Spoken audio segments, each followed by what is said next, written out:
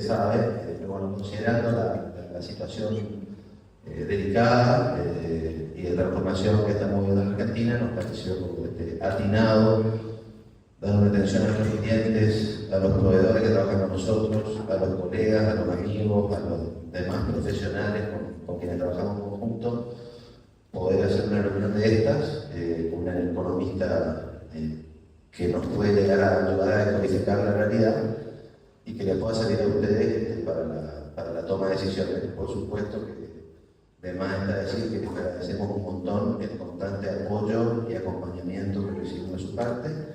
Como dijimos el año pasado cuando estuvo Lacha, nos sentimos muy orgullosos del trabajo que hacen nuestros clientes, de cómo emprenden, cómo empujan. Y bueno, me parece que es una época que amerita este tipo de reuniones y situaciones. Sí queremos también dar un mensaje especial. Bueno, hace unos días tuvimos un hecho muy triste, desde que despedir a un amigo de la familia, un cliente de muchos años que confiaba enormemente en papá, sobre todo, y queremos dar mucha fuerza a toda la familia Pando por la partida de ellos y a todo el equipo de Pando, que inclusive ahora están acá presentes, por lo cual pido un aplauso para ellos.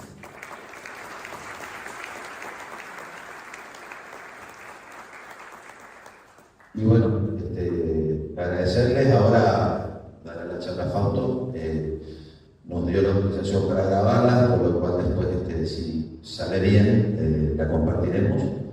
Y bueno, cualquier pregunta, lo manejaré con él, yo trataré de mediar de cualquier duda. Fausto, muchas gracias por venir, bienvenido a Goya. Y bueno, adelante. Muchas gracias por la invitación. Gracias por esperar, porque tuve culpa con las pintas, que no fue culpa.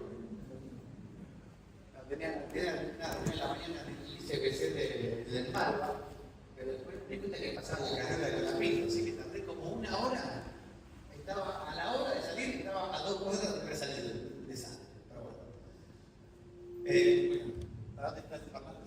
Voy a poner este lado si no empató sobre el papá. Bueno.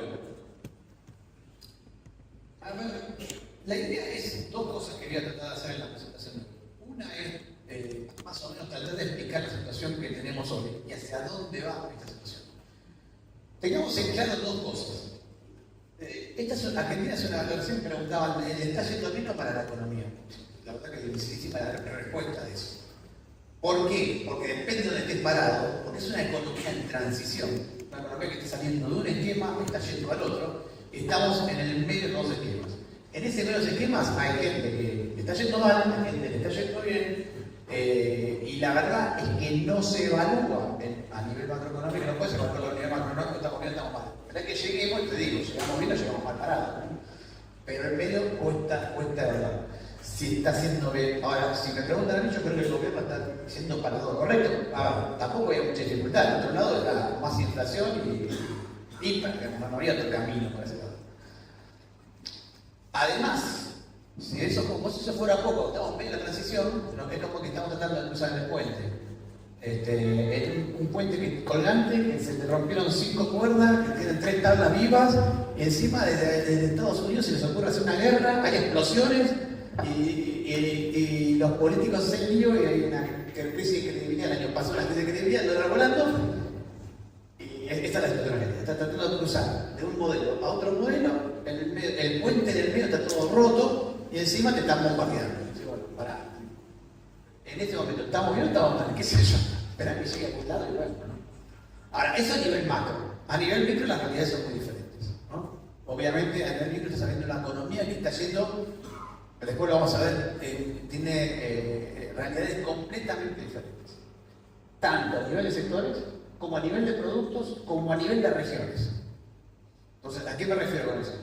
2 empresas que están en el mismo sector, pero con 2 productos diferentes pueden tener diferentes resultados. 2 empresas que hacen lo mismo, que tienen los productos pero en 2 regiones diferentes pueden tener 2 resultados diferentes. Y 2 empresas que están en diferentes sectores seguro tienen resultados diferentes. Entonces, todas esas explicaciones varían. Y el punto clave de una economía en transformación, porque no es una pequeña transformación, es una transformación grande. Todos los precios de la economía se están reordenando, significa que todos los gastos de las personas se están reordenando, todas las prioridades de cómo gastar en las personas se están reordenando, y eso significa que nadie tiene un mercado, o el mercado que suele tener.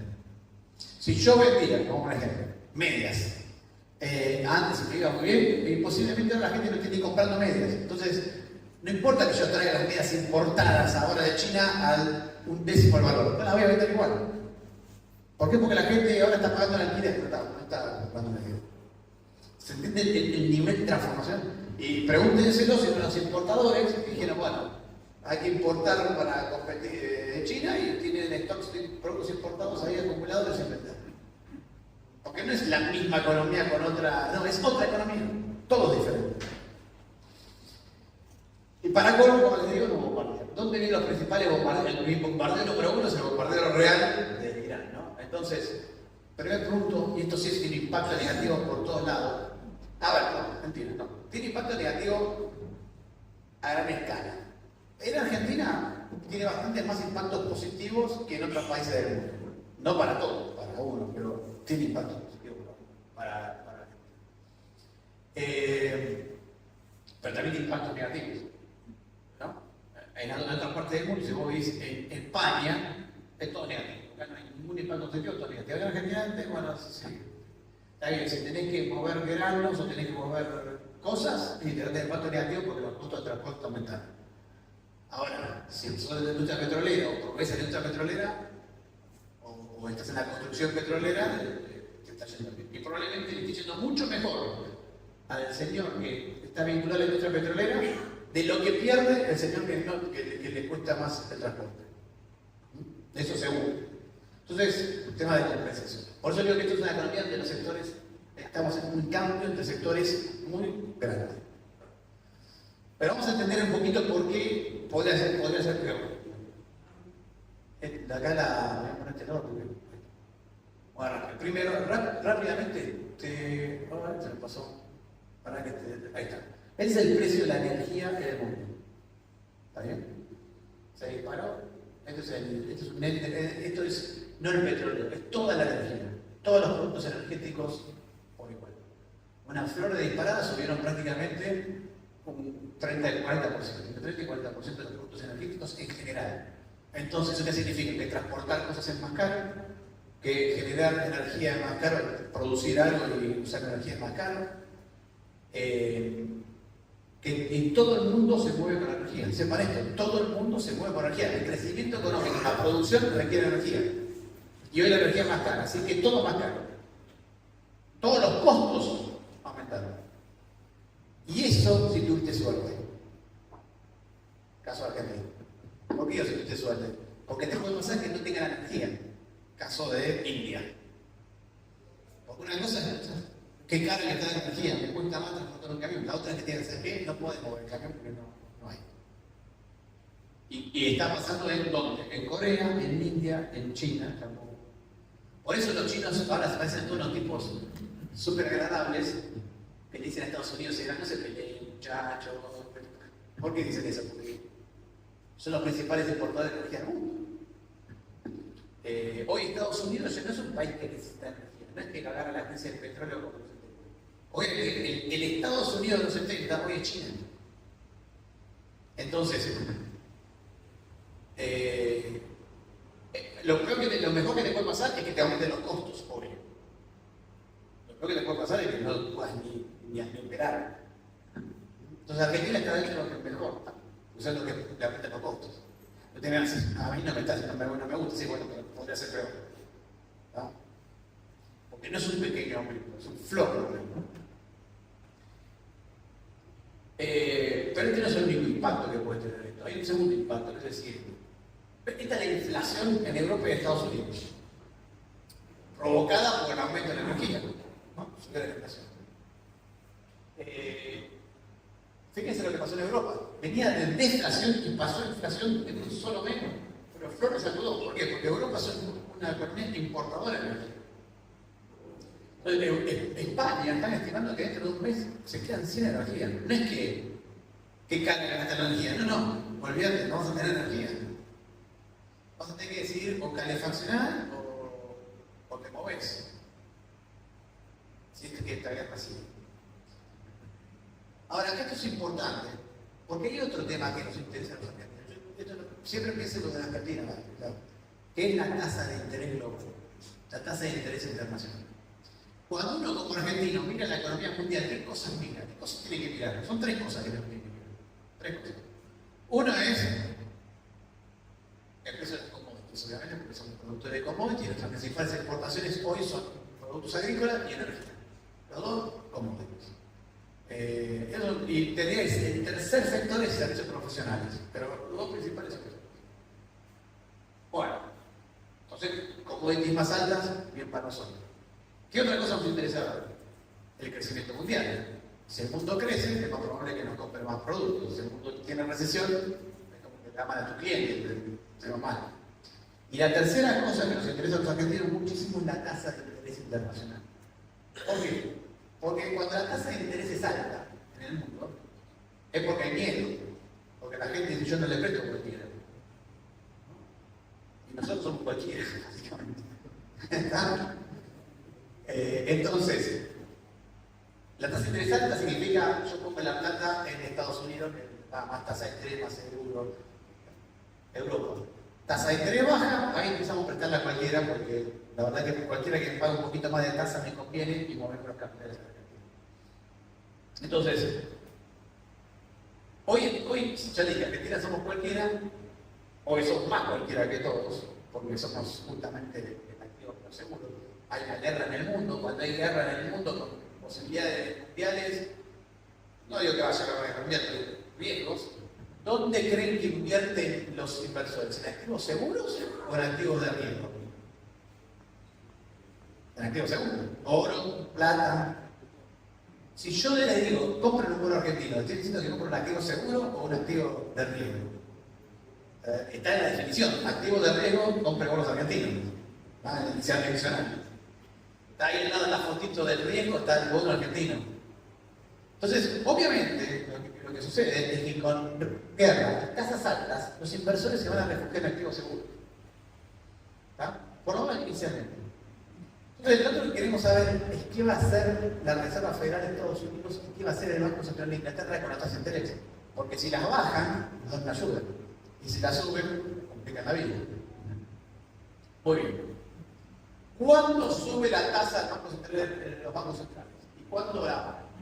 Sube la tasa cuando hay mucha inflación. Argentina hace poquito subió la tasa del año pasado porque se estaba escapando la inflación. ¿No? Pasando. Cuando la baja, cuando hay menor nivel de actividad económica. Bueno. ¿Qué pasa cuando hay una crisis petrolera como esta? Lo que pasa es que suben los precios, hay más inflación, entonces deberíamos decir, entonces van a subir la tasa. Pero ¿qué hay de la actividad económica?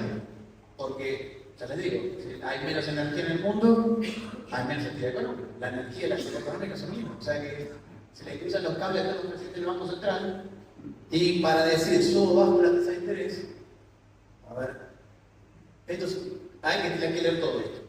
Esto es cuando le preguntaron a los banqueros centrales, de la Fed, la Banco Central, el Banco de Inglaterra, ¿qué va a hacer con la tasa de interés? Y la verdad es que dicen, bueno, hay que tener cuidado, estamos viendo, todo ese texto para explicar. Si la respuesta tiene que subir o bajar, cuando alguien te responde con 2 párrafos, es porque no saben qué forma hacer. ¿Está bien? Y la verdad es que esto me preocupa un poco, porque ¿qué es lo que va a pasar? Ya les dije recién. Les dije, suben la tasa cuando hay problema de inflación, bajan la tasa cuando hay problema de actividad económica. ¿Está bien? Entonces, lo que creo que va a pasar es que los bancos centrales van a decidir de acuerdo cuál es el mayor de los dos problemas que tienen, si el problema de la inflación o el problema de la tasa de la actividad económica. A ver si me siguen con esto. Si yo soy Estados Unidos, yo tengo petróleo y tengo gas, ¿cuál es mi principal problema? ¿El abastecimiento de energía o el precio de la energía? El precio. Entonces, ¿cuál es mi principal preocupación? ¿La inflación o la actividad económica? La inflación, porque el problema es eso del precio. Yo soy Europa, no tengo gas. Me está subiendo el precio del gas, pero por gas sí. gas. ¿Cuál es mi mayor preocupación? ¿La inflación o la actividad económica?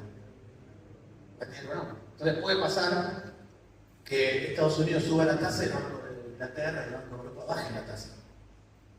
¿Por qué? Porque dice, che, ya pienso que no es para la actividad económica. Y si eso pasa, compra el dólar en la negro, ¿cómo se baja la tasa de interés? ¿Cómo hace un banco central para bajar la tasa de interés? Prenden la maquinita de cumplir billetes. Entonces hay mucho dinero en la calle y baja la tasa de interés. No como Argentina, nosotros somos especialistas en prender la maquinita, ¿no? Nuestro botón tira billetes.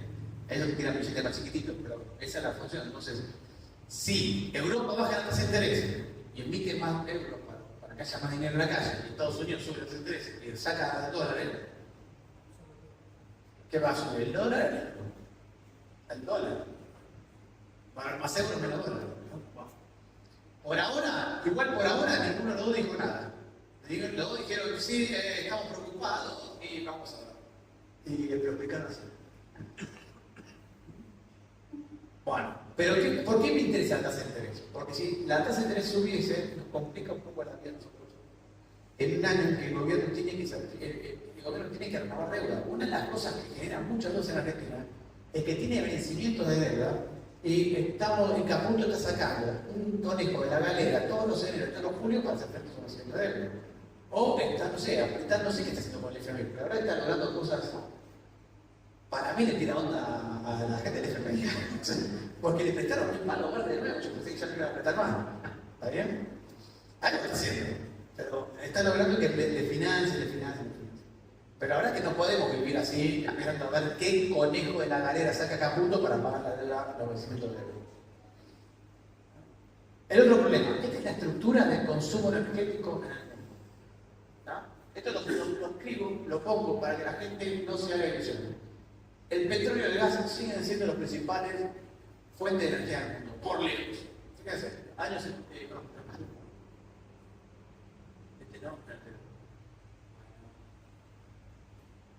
el mundo básicamente sigue consumiendo bastante. Estos son los 70, 1971, con la crisis del petróleo. El 44% de la energía era petróleo, el 26% era carbón, el 16% era gas. Y no había mucho nuclear y lo que había era algo de hidroeléctrico. Fíjense hoy, el petróleo bajó de 44 a 33, o sea, bajó 14 puntos. ¿Qué subió? El gas y la nuclear.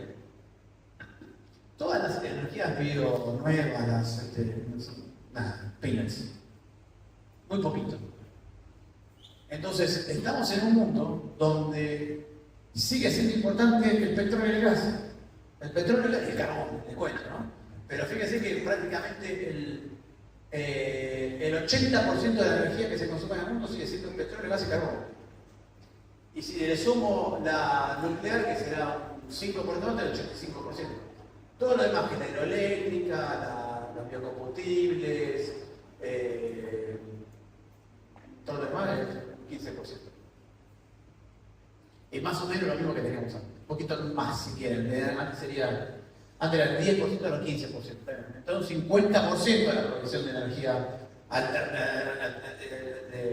renovable, pero igual es poco. Seguimos teniendo un mundo muy dependiente del petróleo y del gas. Y yo creo que este camino va a ser cada vez más fuerte. El gas va a ser más relevante. ¿No? Bueno, entonces, el petróleo es importante. El petróleo y el gas, que más o menos están bastante unidos, sigue explicando el 53% del consumo energético es el rubro más importante de todo. Eso no hay que ver. Y ahí la Argentina tiene un potencial, o por lo menos se está demostrando un potencial que la verdad que es enorme. ¿Por qué? Porque nosotros somos productores de petróleo y de gas, sobre todo de gas. El lío del Medio Oriente, si Argentina se normaliza una buena vez en su historia, normalizamos, y vamos a ser un país confiable. Por ahí costoso, pero los impuestos nos matan, pero sinceramente sería un país democrático, del lado de Occidente, con fácil acceso al mar por todas partes, está un poquito lejos, sí, pero menos riesgoso que tener el estrecho de Hormuz. ¿Sí? Acá no hay un estrecho de nada. ¿No? Acá las olas te llevan puesto, porque está frente al Atlántico. Entonces, tenés la principal región de producción petrolera, que es Vaca Muerta, a 400 kilómetros del mar. En el medio, ¿qué hay? Nada. Es una estepa, nada. Vos pones un caño al lado del otro y sacar el gasoducto. Por eso es tan barato ese gasoducto. ¿No les pareció muy rápido como hizo el gasoducto ese que 3 años pasó un gasoducto, pero hicimos 6 meses? Porque es muy fácil, sin nada. Todo piedra, piso, no hay ni pasto. ¿Ah? Y no tenés que hacer el pozo, pones un caño al lado del otro, lo soltás, caño al lado del otro, lo soltás, cemento, chavito, gasoducto.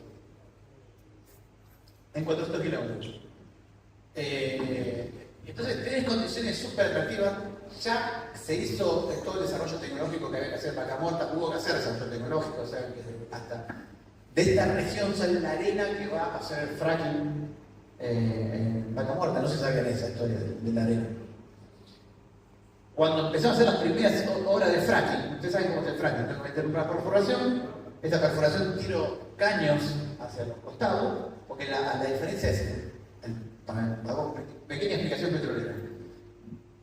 Arabia Saudita. ¿Cómo funciona el petróleo de Arabia Saudita? Hay bolsones de petróleo, la piedra, el subsuelo de Arabia Saudita es como una piedra pobre, se llena de agujeros. Pongo un caño, ¿qué pasa? Hay mucha presión abajo de la tierra, hay poca presión arriba, simplemente por la diferencia de presión el petróleo va hacia el caño y sale el petróleo. Después sale el caño así, viene el petróleo con las películas, que mancha todo. ¿Ah? Eso era Arabia Saudita, $7 el barril de costo.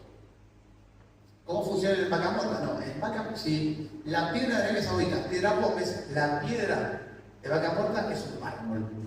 No hay ningún agujerito de nada, es una cosa rígida y dura. Entonces, ¿cómo haces? Tenés que hacer los agujeros vos. Perforás, una vez que perforás sacan salen unos caños, esos caños rompen la piedra, la van rompiendo. ¿Con qué la rompen? Con agua a presión y arena. ¿Por qué arena? Porque la arena lo que hace es, se mete en los agujeros que rompe el agua y la mantiene abierta. Por esa razón también hay que invertir todo el tiempo en Vaca Muerta para sacar petróleo, porque tarde o temprano la presión cierra las brechas, ¿no? Esa arena, eso yo no sabía hacer, esa arena tiene que tener especificaciones técnicas muy especiales. Entonces al principio se traía importada de Estados Unidos, que eran los que habían desarrollado la técnica, que sabían las especificaciones. Y después estuvieron buscando por todos lados donde conseguían arena de esa calidad. O sea, tipo arena, la consiguieron acá en la zona de Corrientes y Entre Ríos. Así que fíjense si no hay una oportunidad de negocio para la región. Bueno. Pero todo eso implica tiempo, desarrollo tecnológico, bueno, ver qué arena es, y si la arena no es exactamente igual, bueno, ¿cómo hacerlo? Todo eso tiene su. Entonces, ¿cómo va a estar esto de la guerra? La verdad es que no tengo la más remota idea. Ojalá supiera si la guerra termina o no termina. Lo que sí podemos hacer es algunos escenarios.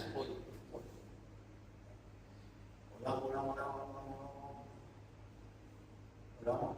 Una más. Bueno. Vamos a hacer algunos escenarios. ¿Cuáles son esos escenarios? Ahí está. Vamos a poner 4 escenarios. El primer escenario, que es el escenario base, era el escenario base de Trump. Esto es una incursión armada, 2 minutos, sacamos esto, no funciona así. Eso llevaba el petróleo a $80-90. ¿Se acuerdan que al principio estaba en $80-90 el petróleo? Con el petróleo a $80-90, el impacto sobre la actividad económica mundial es relativamente chiquito. Menos de medio punto de actividad económica. O sea, casi el error estadístico. Hoy estamos en este segundo shock. Es el petróleo alrededor de $100. Esto ya tiene impactos más fuertes sobre el nivel de actividad económica. Fíjense que implica medio punto de crecimiento para los países desarrollados y casi 1 punto para los países emergentes. Es malo, sí, pero manejable. Es el mejor escenario de los escenarios malos. ¿Vale? Y después ya tenemos estos escenarios, son shocks severos. El último ya nos lleva con el petróleo a $150. Si esta guerra se complica y el petróleo llega a $150, entramos en recesión mundial y esto es malo para todos, ¿no? Porque imagínense, aumento de costos de transporte y que el mundo no te compre encima. Entonces, tenés que transportar una tonelada de soja, te cuesta más, 30% más caro y el mundo no te la compra, te la devuelven.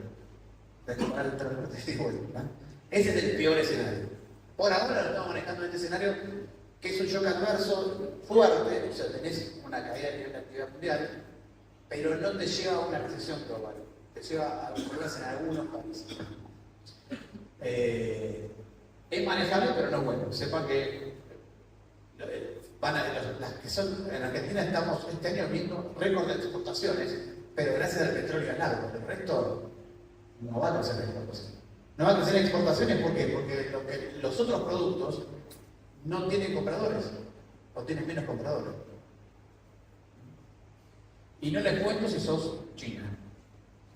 China tiene todo negativo, le aumentan los costos de transporte, si tienen, y encima el mundo le va a bajar la demanda.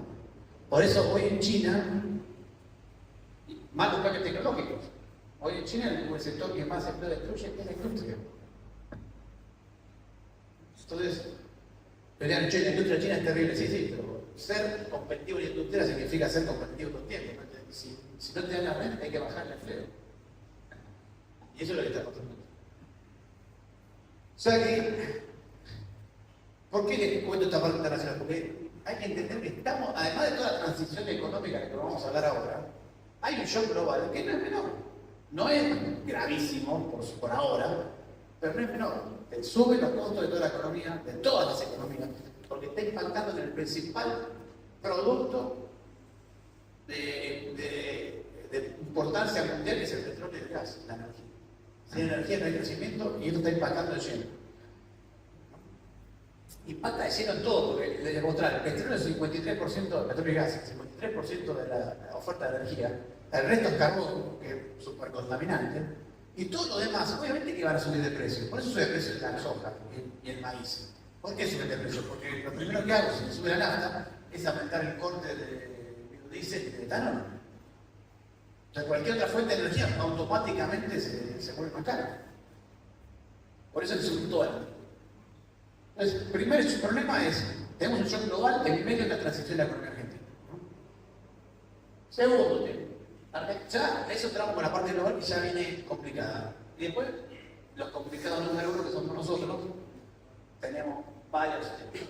Pero el impacto, por eso le quiero mostrar una cosa, antes de hablar las complicaciones nuestras, lo que sí hay que entender es que para nosotros esta crisis no es tan grave, no nos pega tanto, sí por los dos costos, pero como economía en general, veo que te favorece. A ver, ojo, cuando digo que favorece, no digo que te favorece a cada uno, porque yo te digo, algunos sectores lo está impactando negativamente, ¿no? Pero como economía en general, sí. Están tocando cualquier botón. A ver, esto lo pasamos, lo cuento después. Fíjese qué pasa con el índice de precio de exportaciones argentinas.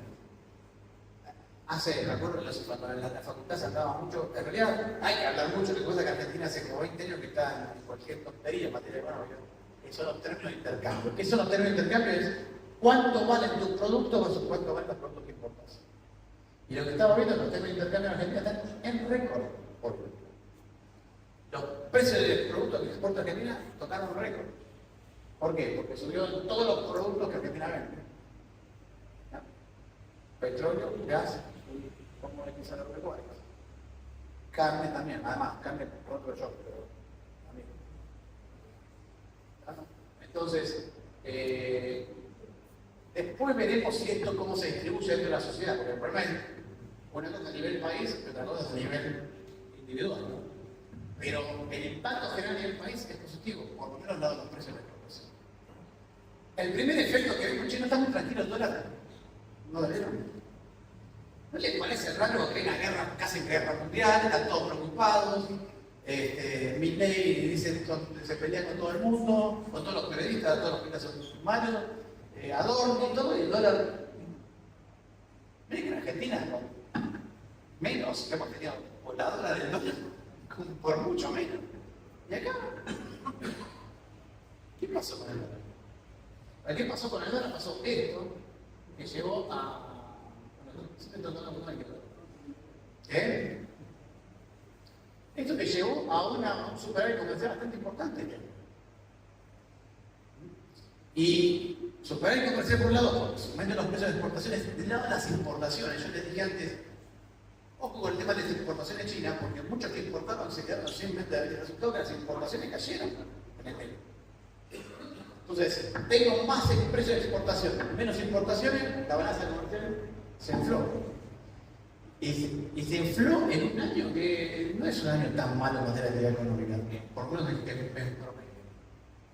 Porque nosotros a veces que tuvimos ese superávit comercial, fueron crisis bravas, el 2024, el COVID, no sé, y esto puede tener más o menores problemas, pero no es tan grave.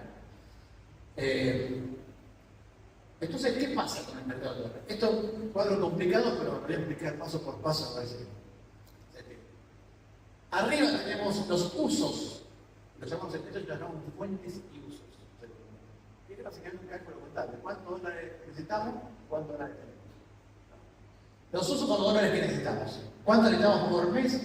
En marzo necesitamos 5.377 millones de dólares para exportaciones, 792 millones de dólares para el déficit de servicios. Los servicios son básicamente el turismo, Netflix y esas otras cosas que se consumen. No es la balanza de bienes. Vencimiento de deuda de marzo da $1 millón, no pagamos nada, y 0 de vencimiento con el FMI. En abril, en total necesitamos 6.169 millones de dólares en marzo. ¿Cuánto exportamos en marzo? 7.226 millones de dólares. ¿Cuántos dólares nos faltaron? No, nos sobraron 1.000. ¿Está bien? ¿Se entiende el cuadro? En abril, necesitamos 7.458, exportábamos, estamos proyectando 7.200, nos faltaron 200, pero como nos faltaban 1.000, acumulamos que nos faltan 800. En mayo necesitamos 8.200, exportamos ahí y exportamos 8.000, nos faltan 184, igual acumulamos 628. En junio, ojo, ¿por qué 8.000? Porque tenemos un pago al FMI de 751 millones de dólares, pero acá no lo puse, porque lo comí, pero el gobierno consiguió 1.000 millones de dólares que se van a dar en mayo. O sea que esos 800, en vez de ser menos 184, nos van a sobrar 900. ¿Está? Porque ya sacó el primer conejo de la barrera. Y después viene el vencimiento grande de julio. Ahí es donde tenemos 12.000 millones de dólares. Que vencen 4.200 millones de dólares de deuda. Vale, 3. Acá se dan cuenta de una cosa. Hasta julio prácticamente me sobran dólares por todos lados. Hasta julio me sobran 1.000 millones de dólares. Sin contar los 1.000 que ya considero un cabuto, así que ahora me están sobrando 2.000 millones de dólares. Y eso explica por qué no nos estamos viendo, están sobrando dólares, no están faltando. Se empieza a complicar un poquito a partir de julio, ¿no? Ven que en julio ya la cosa empieza a cambiar bueno, ya no teníamos tanto pero tampoco es grave, porque al fin del año nos faltan 2.100 millones de dólares, de los cuales Caputo ya consiguió 1.000, o sea que nos faltan 1.000 y aún estamos a tiro. Pero no es que falta porque el Banco Central compró 4.600, o sea que tampoco que nos falta, lo tenemos. Lo que pasa es que para lo que es el flujo del sector privado, cuando uno quiere medir cómo va a estar el dólar, o sea, ahí es donde pueden faltar en el mercado. O sea que lo que estamos diciendo es que el exceso de oferta, el exceso de demanda, pero los dólares no es que faltan, están en el Banco Central. No es que faltan por faltar, faltan simplemente diciendo en el mercado, vamos a tener un excedente de dólares en el mercado todo el tiempo. Por ahí a partir de julio ya se empieza a complicar un poquito. Por eso en general lo que estamos previendo es que hasta julio el dólar va a estar bastante estable y después va a empezar a levantar. Va a subir un poquito. ¿Por qué va a subir un poco? Bueno, porque el mercado va a estar un poquito más exigido, pero va a cambiar. El sector agropecuario a partir de agosto prácticamente está exportando, o sea, exporta mucho menos. Y el sector petrolero ahora corta, julio, agosto, septiembre, corta las exportaciones porque energía para el mercado interno y después vuelve a exportar a partir de septiembre. Entonces, desde el periodo de ahí se ahí puede ser que se mueva un poco el tipo de cambio. Pero la verdad es que hoy está tranquilo porque son.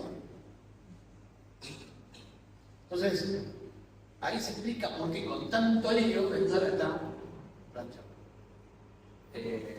Digo que otra vez cuando se ha llegado a estar. Yo me di cuenta por los programas de televisión, los que vos, los programas de televisión, cuando me llaman cada momento porque el dólar está volando. Entonces, puedo hacer el cálculo. Es que están preocupados tanto el dólar con eso. Entonces, por eso proyecté ese tipo de cambio puesto de una manera especial en esos precios de hoy. O sea, descontamos el efecto de inflación, para no confundir. La precio de hoy, el tipo de cambio está en rojo, y lo vemos bastante estable hasta agosto, más o menos, que empezamos a ver que sube el tipo de cambio, y después pensamos que va a subir más en el 2027. ¿Por qué creemos que va a subir más en el 2027? La elección, cada elección últimamente está sacudiendo de lo lindo. A menos que, no sé, que haya una credibilidad o una confianza espectacular, pero hoy no lo vemos. A ver, el año pasado el tipo de cambio, fíjense, hay un gris. Está la subida del dólar de las elecciones del año pasado. ¿Está bien?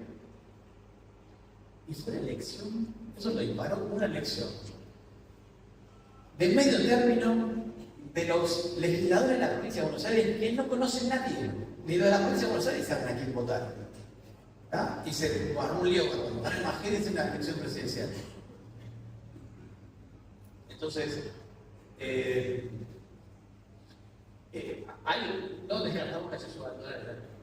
Este año lo vemos más bien al dólar ganando la inflación, o sea, al dólar por debajo de la inflación, el año que viene lo vamos a ver eso. Ahora bien, ¿qué es la línea azul esa que está ahí y qué es la línea verde? La línea azul es el promedio histórico del tipo de cambio a precio de hoy. Otra vez, todo a precio de hoy. Y después el promedio desde 1868 que tenemos el tipo de cambio, a precio de hoy sería 1.450 pesos. Un poquito más, casi 1.465. La línea verde es lo que se llama la paridad teórica de equilibrio, o sea, es el tipo de cambio que divide. ¿Escucharon hablar de qué tipo de cambio está alto o el tipo de cambio está bajo? ¿No? Habrán escuchado, bueno, realmente se dice que está alto cuando está arriba de la línea verde, bajo cuando está debajo de la línea verde. ¿De dónde salió ese cálculo? Lo hizo Techín hace 70 años y todo el mundo lo siguió a partir de ahí. Conceptualmente es el tipo de cambio que equilibra la balanza de pagos. Conceptualmente, ¿no? A largo plazo. Pero esto nos muestra dos cosas. Fíjense que por más que pensemos que el dólar va a subir, puede subir a partir de julio, siempre vamos a estar hablando de un tipo de cambio más bien bajo. O sea, ¿por qué? Esto se veía en un documento que me dio un tipo de, justamente un empresario, director del Techín, que explicó por qué armaban ese indicador, la paridad teórica de equilibrio. Él me dice lo siguiente. Cuando el tipo de cambio está alto, ¿qué pasa con la economía argentina? ¿Le está yendo bien o le está yendo mal? ¿Por qué le está yendo mal? ¿Y por qué vale más el dólar? Le está yendo mal al peso. Exactamente. Porque la gente está sacando capital, desconfía del peso y le está yendo mal al peso. Entonces, el dólar está alto. Entonces, lo que decía el director de Chile, entonces, nosotros hacemos ese estimador para señalar a los gerentes que no hagan ningún negocio que requiere un tipo de cambio alto. Porque si vos estás haciendo un negocio que requiere un tipo de cambio, estás apostando en contra de la Argentina. Estás diciendo, yo voy a hacer un negocio para cuando la Argentina la vaya mal. A ver, ellos pensaban, se dedicaron los 60, la otra época en Argentina le iba bien, entonces cualquier negocio que hicieras, debe trabajar un tipo de cambio bajo porque cuando a la Argentina le va bien, cuando hay confianza, ¿no? Obviamente tuvieron razón los gerentes que no están tipo de cambio aparte, pero la idea conceptual era esa. Entonces, cuando la Argentina le va bien, genera confianza, el tipo de cambio tiende a ser más bien bajo. Porque fíjense que esta persistencia del tipo de cambio del lado bajo, uno puede decir, bueno, por ahí está un poco demasiado bajo, como discutirlo. Eso sí es discutible. Pero si hay que entender esto, la economía, si a Argentina le va relativamente bien, el tipo de cambio va a estar relativamente bajo. Yo creo que va a estar más alto, tendría que estar un poco más alto que ahora, pero va a ser, no me imagino un tipo de cambio alto. Por eso creo que el segundo semestre va a corregir. Hoy está bajo, y sostenidamente bajo, porque es una coyuntura de dólares, que lo que mostramos antes, una enorme cantidad de dólares que lo está manteniendo bajo. Pero eso va a cambiar. Otro punto para este análisis que estoy haciendo el dólar. El gobierno no puede afectar el tipo de cambio real. Esto de que el gobierno debería devaluar para que el tipo de cambio sea más alto es una tontería. La última vez que lo hicimos, ¿se acuerdan del Plan Fénix? Los más grandes se acordarán del Plan Fénix. De Aldo Ferrer, que fue en la época de La Habana, y Frenkel. Bueno, ¿qué pasó con el tipo de cambio? Trataron de devaluar el tipo de cambio, como el que define el tipo de cambio en el mercado, subió la inflación para compensar las devaluaciones. Y de hecho Argentina en el 2005 empezó a tener inflación sin emisión monetaria para sostener el déficit fiscal, sino por la intención de mantener el tipo de cambio alto. Entonces, cada vez que el gobierno quiere interferir, o lo hace de forma, o porque quiere interferir, llevar el tipo de cambio a un nivel más alto, o lo hace como en la época de Macri, simplemente porque toma mucha deuda en dólares y artificialmente baja mucho el tipo de cambio, ambos casos, para cualquier lado, terminó siendo destructivo. ¿Por qué? Porque no es el gobierno el que define el tipo de cambio a la larga. Es el mercado. En el caso de Milei es una mezcla. ¿Por qué? Porque por un lado es cierto que el tipo de cambio está definiendo bastante el mercado, porque una parte es libre, pero hay otra parte que no es tan libre. Entonces como que el gobierno le dijo, bueno, definirlo, pero dentro de esta cajita, no pongamos esta cajita. Por eso yo creo que el gobierno debería ir a terminar de liberar el cepo y el tipo de cambio vaya a agredir, y ahí vas a poder limpiar un poco más. El gobierno está ahí. Yo lo digo acá, en Goya. Ahora voy a comer algo y no depende de mi vida de eso. No sé si sería ministro de Economía, si sería tan fácil, pero hay un punto ahí. Hoy Argentina, a diferencia de la época de Macri, tiene equilibrio fiscal. Eso significa que el gobierno no interviene artificialmente en los mercados monetarios y cambiarios, más allá de lo que tiene que arreglar, ¿no? de los arreglos que tiene que hacer. Pero no hay una política fiscal que por ejemplo, que en la época de Macri, la política fiscal implicaba financiar el déficit con deuda externa. ¿Qué pasaba? Tomabas deuda en dólares, entraban un montón de dólares que el gobierno no necesitaba, porque los dólares eran, el gobierno está pesos para financiar el déficit, entonces largaban los dólares al mercado, el tipo de promete que va súper bajo. Entonces la política fiscal o la política de financiamiento del fisco alteraban el mercado cambiario. En la época de la baña del 2005, cuando también había equilibrio fiscal en la época de Kirchner, ¿se acuerdan? ¿Por qué apareció la inflación? Porque el gobierno ahí decidieron que querían tener el tipo de cambio más alto por el plan Fénix y toda la tontería esta. Resultado, empezaron a comprar dólares para acumular reservas, acumularon reservas, emitieron pesos a lo loco, pesos que el mercado no quería, empezó a aparecer la inflación. No por financiar el déficit fiscal, para financiar la acumulación de reservas. Y ahí fue cuando Kirchner dijo, tengo un montón de reservas, bueno, me pago el FMI. ¿Está? Pero el resultado de eso fue aparición de la inflación. Y después ya empezaron a gastar plata, entramos a decir, gasto de déficit fiscal, emisión monetaria para financiar el déficit, ya empalmamos con la emisión monetaria y inflación. Pero sacando eso, lo que quiero mencionar es el Estado tiene muchas dificultades para establecer el tipo de cambio real. O artificialmente lo puede mover mucho. Cuando lo mueve artificialmente, o porque quiere tener más tipo de cambio alto, o porque está financiando el déficit fiscal con deuda externa, en ambos casos termina mal. Acá el gobierno haciendo algo intermedio que yo espero que lo termine liberando en algún momento el cepo y deje que el mercado equilibre el tipo de cambio que el mercado lo requiere. Que ojo, puede no ser una buena noticia para todos. Eso. Voy a poner ejemplo, simplemente en modo de explicación de cuento. Esto es un ejemplo falso, pero para exagerarlo mucho. Supongamos que descubrimos que Vaca Muerta ahora es el triple de lo que estamos viendo. Y que Argentina se convierte en Kuwait. Vaca Muerta no llega no está en Neuquén, sino que lo vamos a descubrir, no, llega hasta Bahía Blanca y hasta Tierra del Fuego y parte de la provincia de Buenos Aires. Y hacemos pozos petroleros por todos lados y somos Kuwait. En Kuwait, obviamente que hay un montón de sectores que no van a funcionar nunca porque los dólares entran por el petrolero. Entonces te vuelves súper rico, cuando estamos todos vestidos con túnicas blancas y llega un punto que en esa economía hay muchos montón de sectores que no pueden funcionar. ¿Usted cree que en Kuwait es posible poner una industria textil cuando cada empleado te cuesta $5.000 porque puede trabajar en esta petrolera por eso? No pasa. Entonces, el tipo de cambio, ustedes me ven estos problemas de estos cambios en la economía, te van a generar tensiones en muchos sectores. Bueno, vamos a hacer Kuwait. No va a pasar.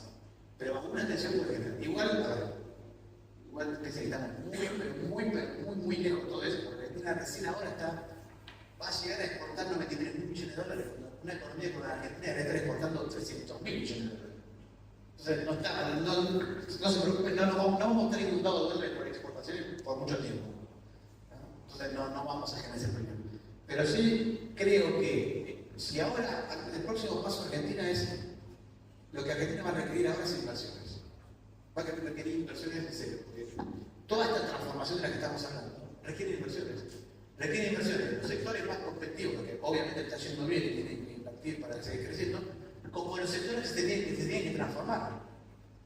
Las empresas que se tienen que transformar tienen que invertir. O sea, yo tengo que estar produciendo mesas. Y ahora me di cuenta que es más negocio con esta nueva economía producir sillas y tengo que comprar vender la máquina de mesa y comprar la máquina de sillas y tengo que invertir en eso. Entonces, el problema que vas a tener es que cuando empiece a aparecer las inversiones también el tipo de cambio va a tender a estar un poco más bajo. Porque ¿de dónde sacamos? No vayan a creer que nos vamos a tomar crédito en pesos para eso. No hay. Nadie está ahorrando en pesos. El ahorro argentino no está en pesos como para financiar esas inversiones. Así sean los argentinos los que invierten, van a sacar los dólares.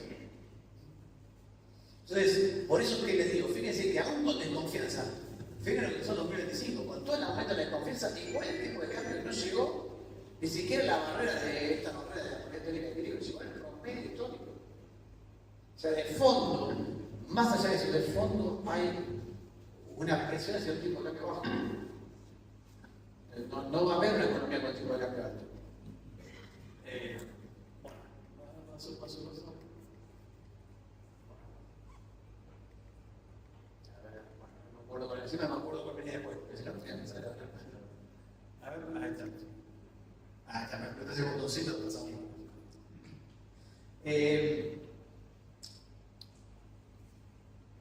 Bueno, entonces, tema dólares quedó claro. Eso para el tema dólares, por ahora hay dólares, eso significa el tipo de cambio va a estar bajo. Va a seguir estable, difícilmente la inflación le gana el tipo de cambio, el tipo de cambio le gana la inflación por lo menos esta parte del año. Después, segunda parte del año y acercándonos a las elecciones puede dar más de confianza y poder subir. Pero en ningún caso estamos hablando de una economía con tipo de cambio alto, ni que nada que se le parezca. La otra cuestión es la cuestión fiscal y monetaria. Porque el programa económico se basa, todo esto, este tema de credibilidad se basa en que el fisco siga teniendo equilibrio fiscal, o sea que no haya emisión monetaria para financiar el déficit fiscal. Y lo que estamos viendo es que la recaudación está empezando a caer, ¿no? Entonces, fíjense, rojitas, las barras de rojitas, son todos los impuestos, pero está cayendo todo. Se está recuperando un poquito el IVA y la seguridad social, pero poquitito. En la puntita ahí se están recuperando un poquito. Pero en términos generales la recaudación está cayendo. Y eso el gobierno lo está compensando. Quédate ahí así, por si no pasa. Y ahí el gobierno está compensando con la baja de gastos primarios. Acá tenemos dos líneas. El azul, el superávit primario, que se mide de este lado. Fíjense que el ajuste que hizo el gobierno cuando subió, que pasó desde 2024, estaba en menos 2, pasó a más 2, 4 puntos de ajuste fiscal, donde parte fue por sobre impuestos, pero también bajó el gasto público de la que viene a aquel lado, de 20 puntos del PBI a prácticamente 15 puntos del PBI, bajó 5 puntos el gasto público. Y ahora, fíjense que está bajando más lentamente el gasto primario. ¿Por qué? Bueno, porque ya no tiene la posibilidad de licuar como tuvo al principio. Ahora hay que bajar el gasto público, el primario, che, hay que no comprar más rentas, qué sé yo, línea por línea. Cerremos tal. Entonces empieza a bajar el planeta. Pero esto nos demuestra una cosa, que el gobierno tiene una decisión muy fuerte en mantener el superávit primario, lo cual es bueno. Porque se cayó la recaudación y cómo reaccionó, bajando más el gasto. Por eso se mantiene el superávit primario. Y eso nos sigue diciendo una cosa, acá hay una prioridad del gobierno que está clarísima, que es bajar la inflación. Entre bajar la inflación y cualquier otra cosa, siempre el gobierno está eligiendo, hasta ahora fue consistente en que la prioridad es bajar la inflación. Entonces, baja la recaudación, bajo el gasto. Y mantengo un superávit primario. No afloja con eso. En ningún caso.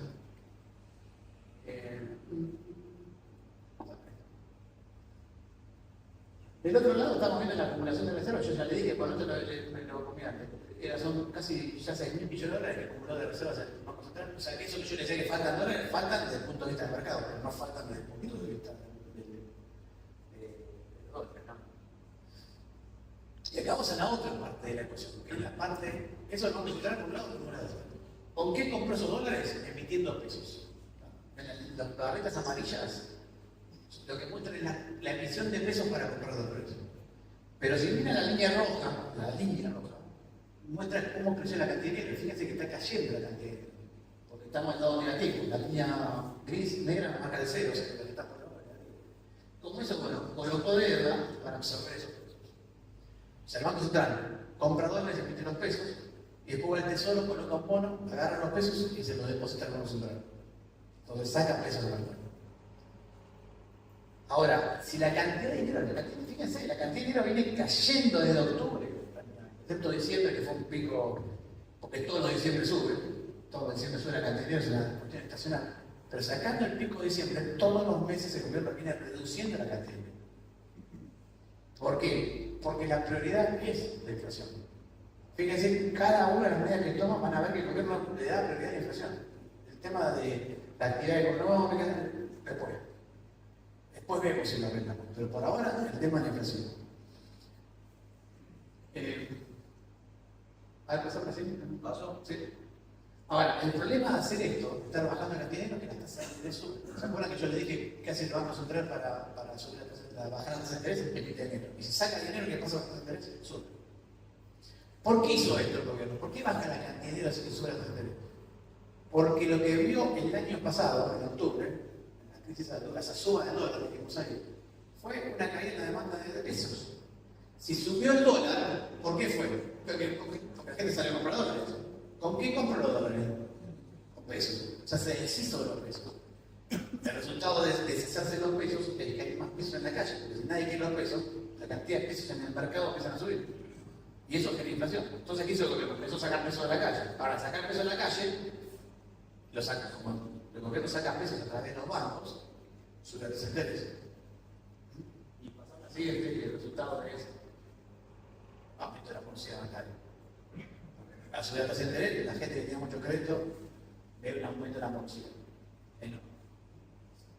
Fíjense que los dos primeros, en la línea violeta y la línea roja, son las familiares, tarjetas de crédito y personales, y las otras dos son de las empresas. Es mucho más grave la situación para las familias que para las empresas, pero para todos está aumentando la morosidad. Ahora, simplemente ¿qué pasa cuando la gente tiene problemas de morosidad? ¿Gasta más o gasta menos? Gasta menos, porque lo primero que quiere hacer es salir de ahí. Entonces, estamos viendo la caída de consumo por ese lado. Pasa a la siguiente. Y además toma menos, y los bancos dan menos crédito. Entonces, fíjense que está pasando con el crédito en pesos. Está desplomando el peso. Pero si tengo menos crédito con velocidad, obviamente el consumo que puedo pagar. Bueno, me enojó. Ya podemos decir que no le gustó nada. Auspicia el banco. ¿Qué? A los bancos. Bueno, igual podemos seguir hablando total más o menos. Entonces, ¿qué pasa con el tema del crédito y el consumo? ¿Cómo venía la economía hasta julio del año pasado? Venía creciendo el crédito, no lo ven, pero te recordarás, creciendo el crédito, veíamos el dólar había ido un poco, ¿se acuerdan? ¿Se acuerdan lo que fue junio, julio del año pasado? ¿Se acuerdan que la de 2022?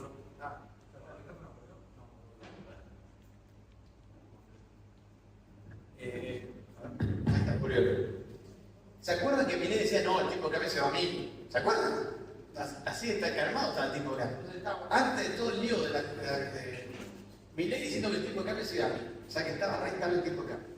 El consumo venía creciendo base al crédito, crecían las ventas de crédito. Está bien, lo que es el consumo masivo de leche, carne, son medicamentos. Pero lo que es el crédito, lo que es electrodomésticos, autos, venía muy bien. Por eso la gente tomó deuda. Ahora, el problema es, uno de los problemas de eso fue que los bancos, hacía 20 años que no hacían de banco. Entonces, ¿qué pasa cuando vos no haces de banco? ¿Cómo saben? No hacen de banco por un lado, y el otro problema que tenían es que cuando hay mucha inflación, la morosidad desaparece. ¿Se acuerdan? ¿Vieron el gráfico de morosidad? La morosidad deja de existir. Porque a la larga vos todos pueden pagar todas las cuotas que deben. O sea, tomo 25.000 cuotas, después de un año, si no la puedo pagar ahora, en un año la voy a la cancelo todo con un pago, ¿no? Entonces, la inflación licúa la morosidad bancaria. Entonces, cuando los bancos hacen historia crediticia, resulta que en Argentina éramos todos excelentes pagadores. Todos pagamos bien. Claro, le puedo prestar a cualquiera, si son todos pagadores. Los argentinos son muy buenos pagadores. Sí, pagábamos bien porque la inflación es altísima. Entonces, licuamos. ¿Está? Pero esto no es novedad, no es nuevo. Todos los países que entraron en programa de estabilización, a todos les pasó lo mismo. Salir del programa de estabilización, sube el crédito y al ratito la morosidad. Porque no es que los bancos no hacen de bancos, no solamente que no hacen de bancos, además que Argentina no hacen de bancos, pero tampoco tenés historia crediticia para saber quién es buen pagador y quién es mal pagador. ¿No? Ahora estamos aprendiendo, pero lo sabés. El resultado es esto. Bueno, ahora anda a sentar el botoncito este. Ahí está. El otro tema que está atrás de todo esto es que el gobierno, ¿se acuerdan la bola de Lelix? ¿Qué pasó con la bola de Lelix? Vamos a ver la historia familiar de las Lelix, porque ya es las Lelix ya son una familia. Empezamos con las Levax. ¿Se acuerdan? Ya los más chicos ni se acuerdan. Las Levax, que eran letras que uno podía comprar y invertir en las letras. Después las Levax reventaron en el 2018, de 2018 al 2019, y las cambiamos por Lelix. ¿Cuál es la diferencia entre las Levax y las Lelix? Es que las Lelix las podían comprar solamente los bancos. Las Levax las compró todo. Después reventamos las Lelix. ¿Qué hicimos? Las LEFI. ¿Cuál es la diferencia entre las LEFI y las Lelix? Que esa fue la que estableció Milei.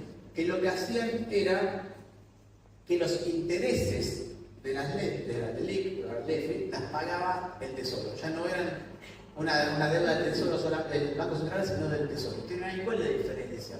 ¿Cuál es la importancia de eso? Las LELIC, los intereses los pagaba el Banco Central. ¿Está bien? Sigan un poquito esta razón.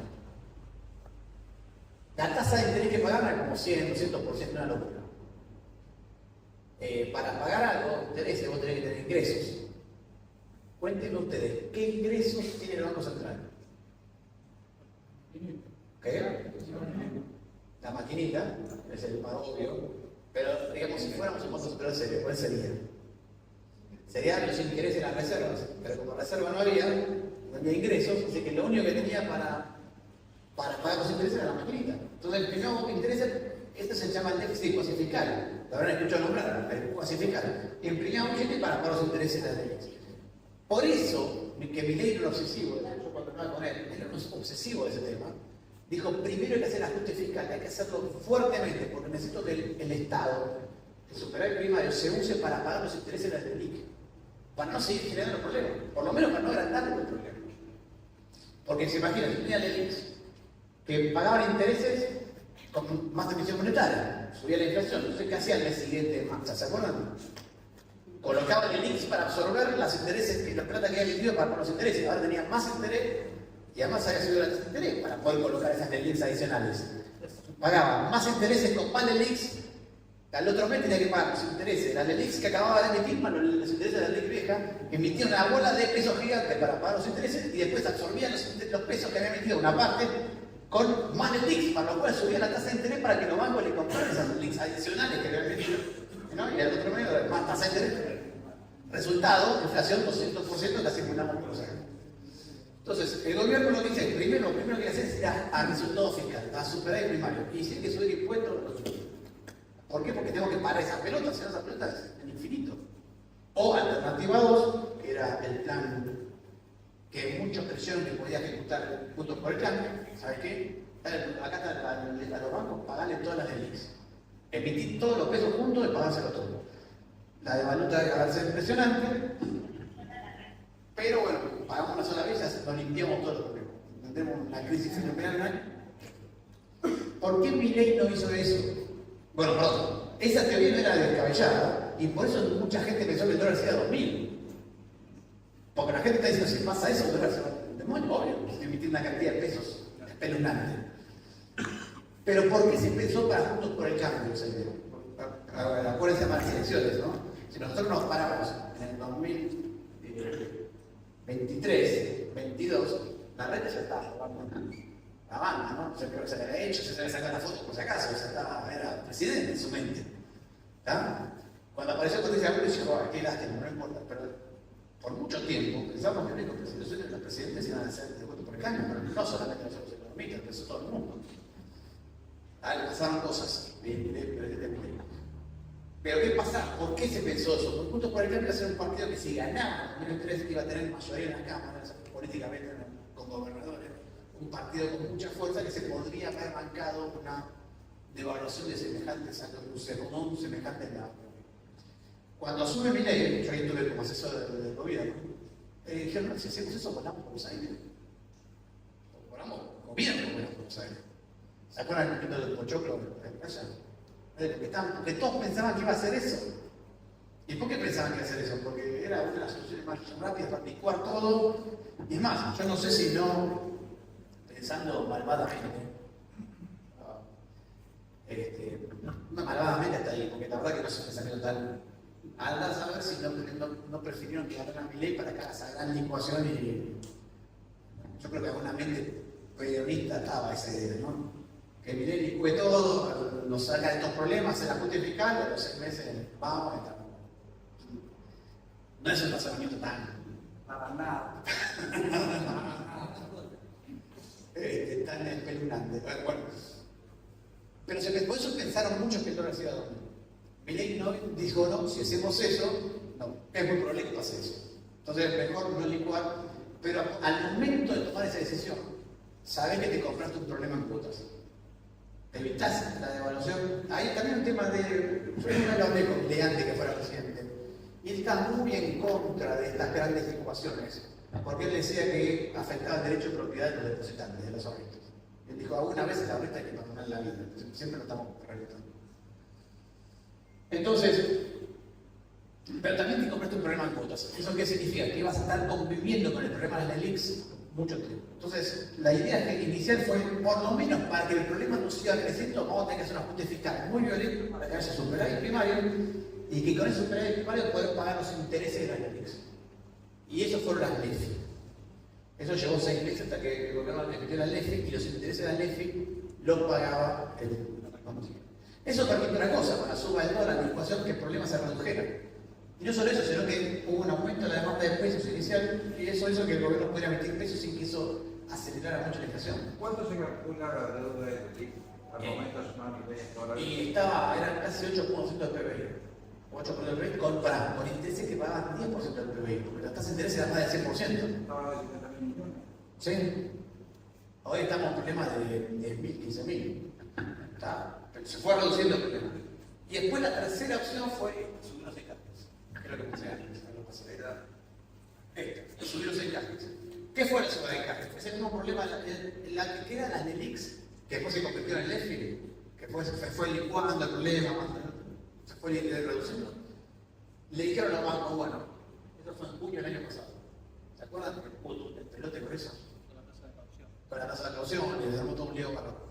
¿Por qué? Porque lo que le dijeron los bancos, el Banco Central, los bancos, bueno, ¿saben qué? Les voy a pagar las LELIX. Ahora, bueno, vamos, vieron fantástico con esto, vamos a dar crédito a todo el mundo, no, pero no lo puedes usar. Tenés que pagar, tenés que guardar una caja de seguridad, pero no lo puedes usar. Que son los encajes. Ahora, ¿qué pasa cuando los encajes son altos? Genera un problema esto. Si yo tengo un encaje del 40%, vamos para hacer el cálculo fácil 50%. ¿Qué significa? Que si a mí me depositan 1.000 pesos, puedo prestar solamente 500.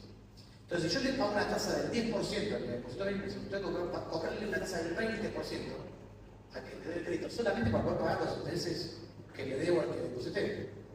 Entonces, fíjense, cuanto más altos son los encajes, más grande la diferencia entre tasa pasiva y activa. Y esto es un problema, está bien, pero es un problema siempre ahora de hacer política monetaria. Yo le mostré la tasa de interés muy rápido. Creo que estaba acá. Quiero mostrar una cosa.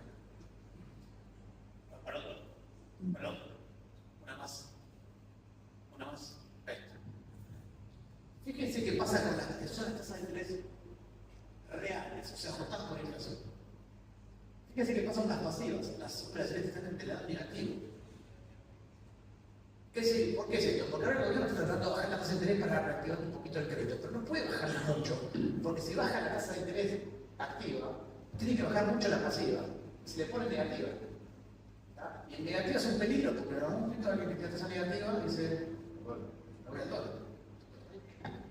Ahora, por lo que decíamos antes del dólar, por esta cosa de que hay dólares, la gente dice, no, está bien, prefiero la tasa real negativa, está bien, no le gana la inflación, pero le gana el dólar. Entonces me quedo ahí. Pero eso es coyuntural, es momentáneo. Por eso es que el gobierno no puede hacer. ¿A qué quiero llegar con esto? Para hacer cosas por eso. ¿A qué quiero llegar con esto? Lo que el gobierno puede hacer en política monetaria es mínimo. Está tan enredado el tema monetario todavía con el tema de la crisis. Por eso digo, cuando el gobierno decidió no licuar todo y resolver más el problema, ir llevándolo con el tiempo, se compró un problema a largo plazo y es que la política monetaria no tiene mucho. Es como una sábana corta. No es una sábana corta, es una servilleta se termina el partido. Si toco de este lado, si doy un poquito más de crédito, se me tengo que emitir los pesos, se me puede ir la inflación. Pero además emito pesos para dar crédito, para bajar los encajes, por ejemplo, bajo los encajes. ¿No? Bajo los encajes que no emiten. Cuando bajo los encajes, los bancos ganan pesos al mercado. Larga pesos al mercado, se me va la inflación. También puedo dar un poquito más de crédito, que tengo que subir la tasa de interés. Se me va el dólar, me sube el dólar, tengo que comprar reservas, me llama el bonista de Estados Unidos y me dice, che, estás teniendo pocas reservas, ¿cómo vas a pagar el bono? ¿Se entiende? Cada cosa que me muevo en política monetaria se me rompe algo. El resultado es que la política monetaria está inútil. Es una cosa que no se puede usar. No va a pasar nada. Entonces me dicen, no, pero estaría bueno que el gobierno baje la tasa de interés. Baja la tasa de interés, se termina teniendo 10.000 despelotes por otro lado. Si sube la tasa de interés, tenés 10.000 despelotes por otro lado. Si no toca la tasa de interés y comprar más reservas todavía, tenés 10.000 despelotes por otro lado. Entonces, donde toque es un problema. Está tan enredado el tema monetario que no tenés política monetaria. Entonces, ¿qué decía el gobierno? Bueno, me queda la mía. Si puedo hacer algo, voy a tener algo. Bajo un poquito la tasa, pero no puedo hacer mucho. Y la baja de tasas que puedo hacer sin afectar el mercado de tasas, porque vieron lo que pasó, bajo la tasa un poquito y ya me voy a desarrollar negativa para las pasivas, y eso se recupera el dólar. Es una servilleta, no es una sábana corta, es una servilleta y sirve para tapar la parte cíclica, no sirve para nada. Entonces no tengo política monetaria. Entonces, lo que me dice, bueno, la política fiscal la tengo que mantener ahí, mantener el equilibrio fiscal, la política monetaria no la puedo tocar y bueno, vamos así. Mantengamos en la nuestra, que es la inflación, que para lo que está planeado la política, todo está político, el programa económico, está planeado hace un año y medio para este tema. Entonces ahora empezar a retocarlo es un peligro. Sí puede hacer unas cosas. Lo que estamos viendo es que el gobierno aflojó un poquito la parte fiscal, en vez del superávit primario de 2 puntos que se había comprometido con el FMI, ahora bajó 1,4. La tasa de interés la bajó un poquito, pero son todos marginales. No puede liberar más plata en el mercado, está muy limitado. Cuando uno piensa en un programa de estabilización en la economía, tiene que pensarlo de esta manera. Tarda mucho tiempo en tener impacto en las medidas. Entonces, todo lo que estamos viendo hoy, la inflación, en realidad se pensó hace un año y medio atrás. Se ejecutó hace un año y medio atrás y ahora, o sea, pasamos de la LEFI a la de encaje. En el medio que están bombardeando, en el medio que está la crisis de credibilidad, el quilombo de la guerra, todo. Entonces, las cosas no salen como vos pensabas que iban a salir. Yo siempre digo que esto es como. ¿Vieron el tema Artemis? El lanzar el cohete. Vos prendés las turbinas en la Tierra, mirá que se da la atmósfera, las computadoras en los cálculos y ojalá esté la luna ahí. ¿No? Por suerte la luna se mueve siempre igual. Bueno, ahora imagínense si fuera economía, donde la luna no se mueve igual, sino que se frena, se adelanta, se mueve para arriba, se mueve para abajo. Ese es un problema económico. Disparo hago los cálculos hace un año y medio, disparo y en el medio que recorrerán, que Karina, que Milei, que no sé qué, caso Pami. Pero por alguna razón, todos los programas de estabilización del pasado, al año y medio, 2 años, tuvieron un cambio de ministro de Economía, un cambio de programa, o un cambio de programa. Todos. ¿Por qué? Bueno, porque la forma de reacomodar el programa es, bueno, o cambio el programa, o hago anuncios económicos nuevos, o una serie de medidas, como hacía Caballo, o cambio el ministro de Economía directamente, dependiendo de cómo esté. Entonces ahora el gobierno lo que hizo fue retocar un poquito el programa económico.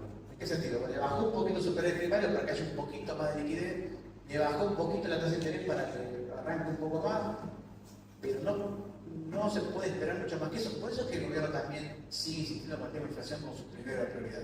No solamente porque es su primera prioridad, sino que además ve que como está armado las cosas, no tiene mucha estrategia no hay muchas herramientas para otras cosas. Pero ni eso le sale, hace 10 meses que no baja.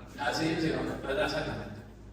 ¿Por qué? Justamente por eso, porque lo que decía antes, en el medio te están tirando con todo, ¿no?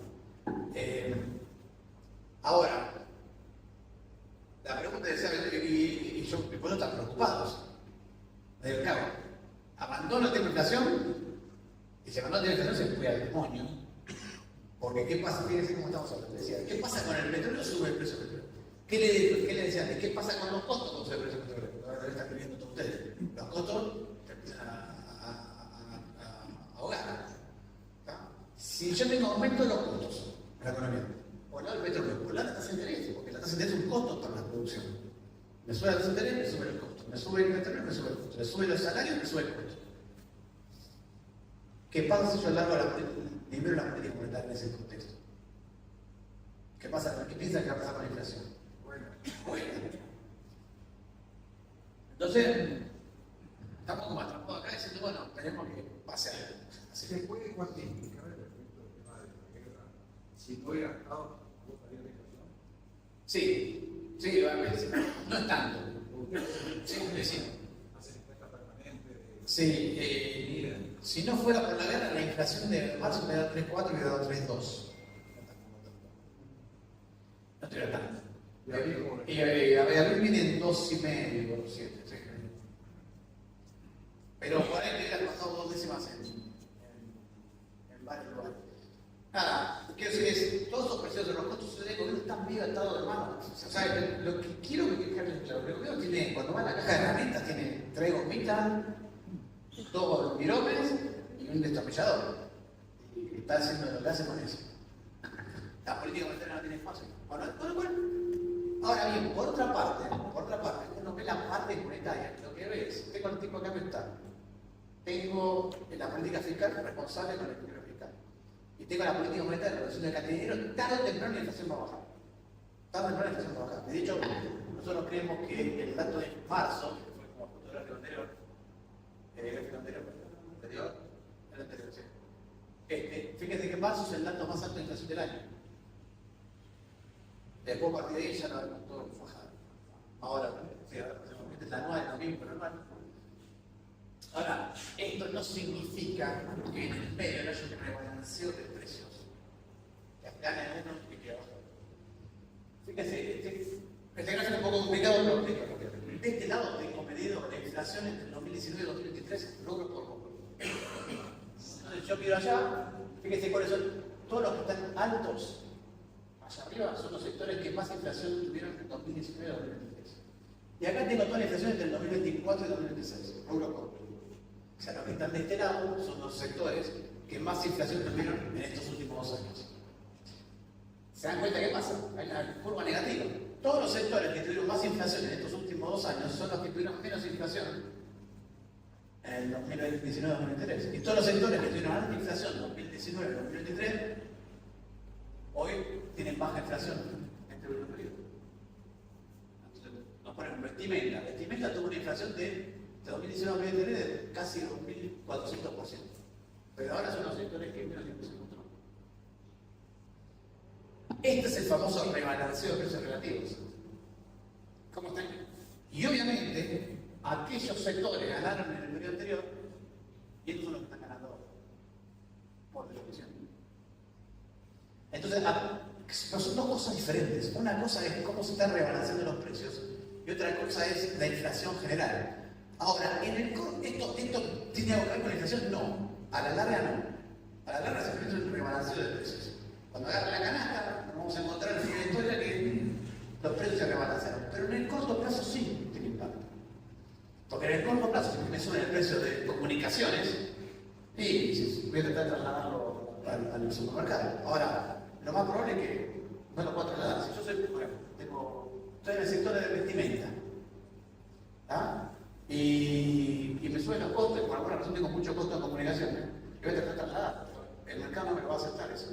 Entonces me voy a tener que comprar el costo y por eso los márgenes están comprimiendo en algunos sectores. Ahora sí, y lo mismo está pasando con el nivel de actividad económica. Fíjense, yo tomo el nivel de actividad económica. Este es el de enero, me falta febrero que cayó bastante. Pero fíjense que igual el nivel de actividad económica, que es la línea azul, está récord. Ahora bajó en febrero. Pero probablemente en febrero bajó porque enero subió el 25%. Ahora pasamos a la siguiente ya. Pero fíjense cuando veo sector por sector, veo la misma historia. Una serie de sectores por un lado y otra serie de sectores para el otro.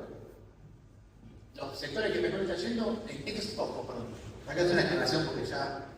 Esto no estamos hablando de márgenes, sino de volúmenes de producción. O sea, vos podés tener un volumen alto de producción con bajos márgenes, y yo te digo, ¿está yendo bien al sector? Y digo, no, está yendo mal, no, pero el tema que hace es el volumen. Y ahora regreso. Pero aquí estamos hablando del sector que está aumentando mucho los volúmenes y los sectores que están bajando los volúmenes. Está bien dividido, y casi que si les pongo el gráfico anterior de los precios contra este va a dar lo mismo. Bueno, vamos a ver los mismos sectores. Y lo vamos a ver invertido. Acá en los sectores, acá igual hay varias cosas a nivel de actividad económica para mencionar como detalles alternativos. Primero, el sector que peor le hace es la construcción. ¿Ah? Sector que no tiene ningún sentido que le esté yendo mal. De ninguna razón de ser que le esté yendo mal, porque si yo te digo que los sectores que más crecen son sectores de explotación de minas y canteras, hoteles y restaurantes, son sectores que son altamente demandantes en construcción. Altamente demandantes en construcción. Entonces, ¿cómo puede ser que el cliente esté yendo mal? Bueno, pasa una cosa del sector de la construcción, una particularidad del sector de la construcción. 2022-2023, si no tenías dólares, ¿cómo comprabas dólares? Bueno, mandando ladrillos y construyendo casas. Para finales del 2023 hubo récord de inmuebles sin vender. Puestos a la venta sin vender. No. ¿Por qué? Porque la gente construyó en exceso de stocks. ¿Y hoy qué pasa? Pasa que ese exceso de stocks se está vendiendo. Porque fíjense qué pasa con el sector de. Ahí está, actividades empresariales, ¿lo ven? Ahí el sector más importante es el sector inmobiliario. Entonces, ¿cómo es el sector inmobiliario crezca y el sector de construcción esté bajando? ¿No es raro eso? Bueno, eso pasa porque el sector inmobiliario está vendiendo cosas que ya se construyeron en el 2003 y todavía tiene mucho para vender. Hasta que no se deje un problema de stock industrial, hasta que no se crece estos stock. Ahora en la ciudad de Buenos Aires está empezando a haber movimiento de construcción, etcétera, posiblemente se atractive. Pero hoy lo que está pasando es que el precio del inmueble, el precio nuevo, es más alto de lo que vale el inmueble viejo, bastante más alto. Es más caro construirlo de lo que vale no. Entonces, por ahora los precios están un poquito desorganizados. Pero yo creo que eso se va a ir ordenando, a medida que se vayan licuando los stocks, que se acomoden los precios, etc. Y el sector inmobiliario le está yendo bien, porque si hay algo frente a lo cual me corre el salario es con referencia a un metro cuadrado. Si hay algo que le ganó al salario, si hay algo que lo que le ganó es al metro cuadrado. Hace 2 años, con un salario te comprabas, necesitabas 7 salarios para comprar un metro cuadrado, hoy estás 3,5. Salarios promedio. Entonces, bueno, la gente que tiene el ahorro lo compra, la gente que empieza a ver que puede comprarlo está ahorrando para comprarlo. Y si consigues crédito hipotecario, sos diputado.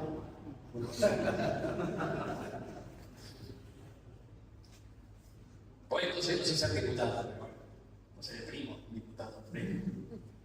¿Está? Entonces el sector de la construcción es un sector que debería tan temprano arrancar. Está ahí por cuestiones propias. Sector comercio. Sector comercio. Este tiene varios problemas. Primero que hay un problema de la demanda agregada. Los cambios en los precios también afectan los cambios en los hogares. En lo que gastan los hogares. Entonces, si yo ahora me puedo comprar un inmueble, y bueno, lo estoy viendo mucho en la UAD de los chicos jóvenes, y empiezan a ahorrar para comprar el inmueble, compran todo, lo ahorran, y antes se la gastaban en salir, bueno, ahora no se cuenta. O alquilan, porque antes no pueden alquilar, entonces ahora por aquí. Entonces le tienen un cambio en el gasto de los hogares, sin contar que ahora empiezan a alquilar y se tienen que pagar la electricidad, todo más caro. Entonces, todo esto hace que la gente tenga más gastos que antes no tenían, o gasta más en cosas que antes no hacía, y le cae la capacidad de consumo del comercio.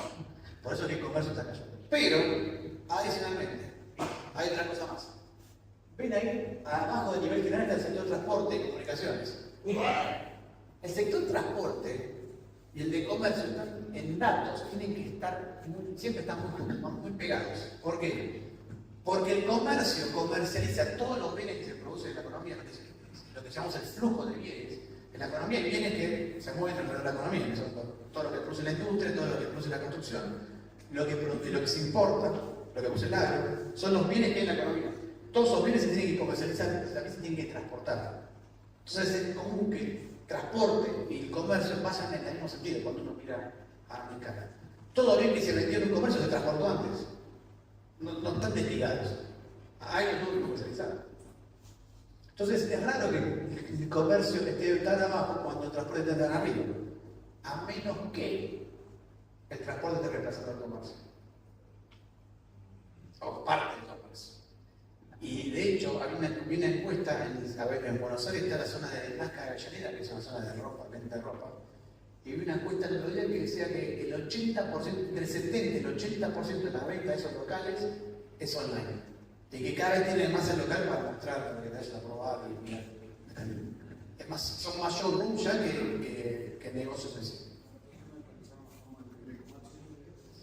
No, lo que pasa es que te consume parte del comercio, te cambia la estructura del comercio. Entonces por ahí antes tenías 3 o 4, tenés que distribuirlo físicamente, por ahí tenías 2 o 3 intermediarios, pero desaparecen. Tarde o temprano van a volver a modificarse, ¿no? Entonces hay shocks varios, pero igual seguimos viendo estos cambios de estructura en la economía. Por eso les digo, es una economía que está, fíjense, están cambiando los precios relativos, están cambiando los sectores, está cambiando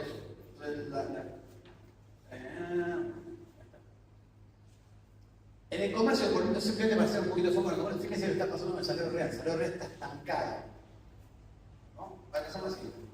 Pero, fíjense qué pasa. El salario real ahora está en azul. En rojo está el salario real cuando yo le saco los gastos que son difíciles de reducir. O sea, lo que me queda disponible después que le saco salud, educación, alimentos básicos. Fíjate cómo se toma la capacidad de gasto de los hogares. Le saco salud, educación, servicios públicos y alimentos básicos. Entonces, obviamente el consumidor se encuentra con una menor capacidad de consumo. Alquileres también sacado ahí. Y esto va generando un problema, que es si yo quiero trasladar costos, porque es muy fácil, si yo quiero trasladar un camión de soja de acá hasta el puerto, puedo comprar lo que vale la soja. Cobraré lo que vale la tonelada de soja, punto, y si me subí el costo, me tengo que morfar, no tengo forma de trasladar el precio de la soja en el mercado, ¿no? Pero en el sector comercial a veces hay la gente que piensa que es más flexible eso. Pero frente al mercado no hay ninguna flexibilidad. Hablando con una empresa muy grande, de indumentaria deportiva, me comentaba eso. Dice, nosotros pusimos el precio de los productos a nivel internacional, los fijamos ahí, porque somos una empresa que tiene, y lo obligamos a nuestros clientes a que mantuvieran ese precio, aumentando la venta al 14%. Ahora, los márgenes se llaman percho. Porque las ventas aumentaron 14% en cantidad, los precios aumentaron 15%, pero los costos aumentaron 30%. Entonces, lo que estoy convencido es, si yo trabajo con esa mentalidad de que el precio me lo pone la demanda, y bueno, no podré ajustar los precios lo que quiero ajustarlo, pero por ahí vendo más volumen. Y eso se está viendo mucho en estos mercados. Pero ¿qué pasa a corto plazo? Como a corto plazo no es tan obvio eso. Es un problema que muchas empresas quieren trasladar los costos a los consumidores. Se van a poner con esta realidad, los consumidores así, bueno, te compro. Y cuando vimos la comparación, entre no traje acá, pero si uno mira la comparación de cómo se vende en los shopping centers, que son cada vez productos más caros, con más de precio, y cómo se venden los mismos productos en el supermercado, donde el precio manda, van a ver que las ventas en supermercados fueron mejores que las shopping centers. Entonces, cuando querés trasladar el precio, no venden, y ahí tienes el impacto de la actividad económica. Y hay un impacto muy importante que es donde el gobierno tiene que trabajar más, que es en la generación de expectativas. Si eso pasa cuando el mercado no te compró la idea, no te compró el resultado final, porque entonces yo no esta la inflación ya vas a ver que va a subir traslado, bueno, no vender. Te va a tener que educar el mercado en algún momento. A mover porque no suelta la política monetaria. ¿Y por qué pasa eso? Porque en Argentina siempre tengo razón en que dice que trasladan los precios, porque tarde o temprano el dólar subía, el fondo subía y avanzaba. Bueno, hay un problema de credibilidad. La pobreza bajó, a pesar de esto la pobreza bajó. ¿Por qué bajó la pobreza? Pues no siempre que lo muestro. Esto no.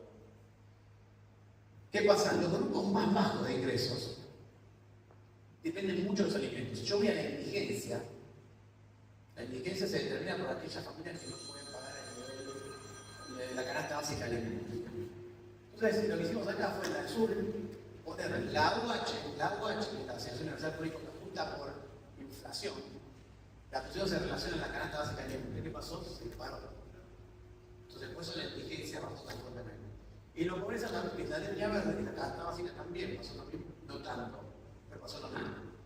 Entonces, como los alimentos no fueron los sectores que más subieron, sino que subieron más gas, electricidad, agua, servicios de educación privada, salud privada, que no es lo que gasta más los menores ingresos.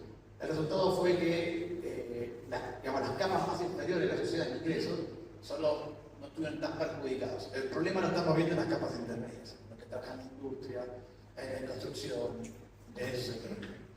Y ahí es donde vamos a ver qué pasa. Yo creo, por ejemplo, que una salida muy importante de esto sería ver la construcción reactivándose. Ahora el gobierno empezó a licitar por fin los proyectos de obras públicas. La obra pública no es tan importante a nivel general, pero empieza a mover algo. Y la otra es que empieza a mover la construcción. Ahí estaría bueno, por ejemplo, que se empiecen a licitar. También los encajes no se pueden tocar mucho, pero algunas cosas puedo hacer. Por ejemplo, podría bajar los encajes para los créditos hipotecarios. O decirle, mira, si tenés créditos hipotecarios, lo puedo dar hasta un 5% para un como encaje. Y habilitar ese tipo de cosas. Hay cosas que se pueden hacer en el margen, pero me parece que es importante porque creo que la construcción es el sector que más te va a ayudar a trabajar ese. Porque justamente la parte más pobre, digamos, lo tenés medio manejado con la Asignación Universal por Hijo. El problema es la gente que no le gusta que la Asignación Universal por Hijo, que le gusta trabajar, que tiene su propio trabajo, que además siente que le den ese subsidio es malo. Bueno, ese es ahí lo tenemos sucediendo. Que como que me decía uno, no es que vive en la villa, que vive afuera. Está ahí. Entonces, conclusiones y con esto termino. El dólar por ahora relativamente estable, no creo que se mantenga siempre, pero es relativamente estable. Además, Expo menos IPO se mantiene caro el dólar por ahora. El segundo semestre puede ser que se empiece a mover un poquito. O sea, vamos a volver a sentir esa emoción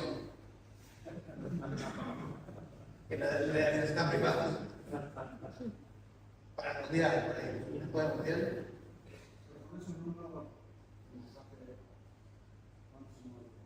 No, yo creo que no va a ser nada grave. Después nos vamos a ver los números. Pero no se va a ver, no es grave. Lo que pasa es que el dólar se mueve suavecito. No se mueve, pero que mueve, sube y después sube. Esas 2 semanas que subió te agarra la preocupación. Pero tampoco lo vemos una cosa preocupante. Sinceramente no lo vemos preocupando nada. Sí que se tiene que acomodar un poquito. Está muy estable desde hace mucho tiempo con la inflación subiendo. O sea, bueno, está temprano. Y ya entrando a 2027 se va. O sea, no me imagino 2027 el dólar caro. En algún momento de acá, pongámosle de julio para 2027 se va a mover. El equilibrio fiscal se mantiene, a pesar de que baja la recaudación. La política monetaria afloja muy poco. Le están aflojando un poquito en el margen, no es todo en el margen, porque está muy tirante el crédito y la monetaria. La inflación probablemente llegue a un pico, o sea que esperamos que la inflación empiece a bajar en los próximos meses. Eso le da un poquito de aire al gobierno para la parte de tasas también. Porque cuando la inflación empieza a bajar, las tasas de interés pasivas, que estamos hoy en el lado negativo, empiezan a ponerse positivas, simplemente porque baja la inflación. Y eso le da un poquito de aire para bajar la tasa, que es el mecanismo genuino. Que baje la inflación, entonces el gobierno puede bajar la tasa de interés a medida que baja la inflación. Eso sería. Por eso vamos a ver que a fin de año estamos proyectando unas tasas mucho más bajas que las actuales. Y la actividad económica en 2 sectores, ¿no? dos velocidades completamente diferentes, son un sector más golpeado y otro sector más espectacular. A ver. Y con esto termino. Esta no. La otra. Digo, la otra, sí. Y este es básicamente el resumen que estamos viendo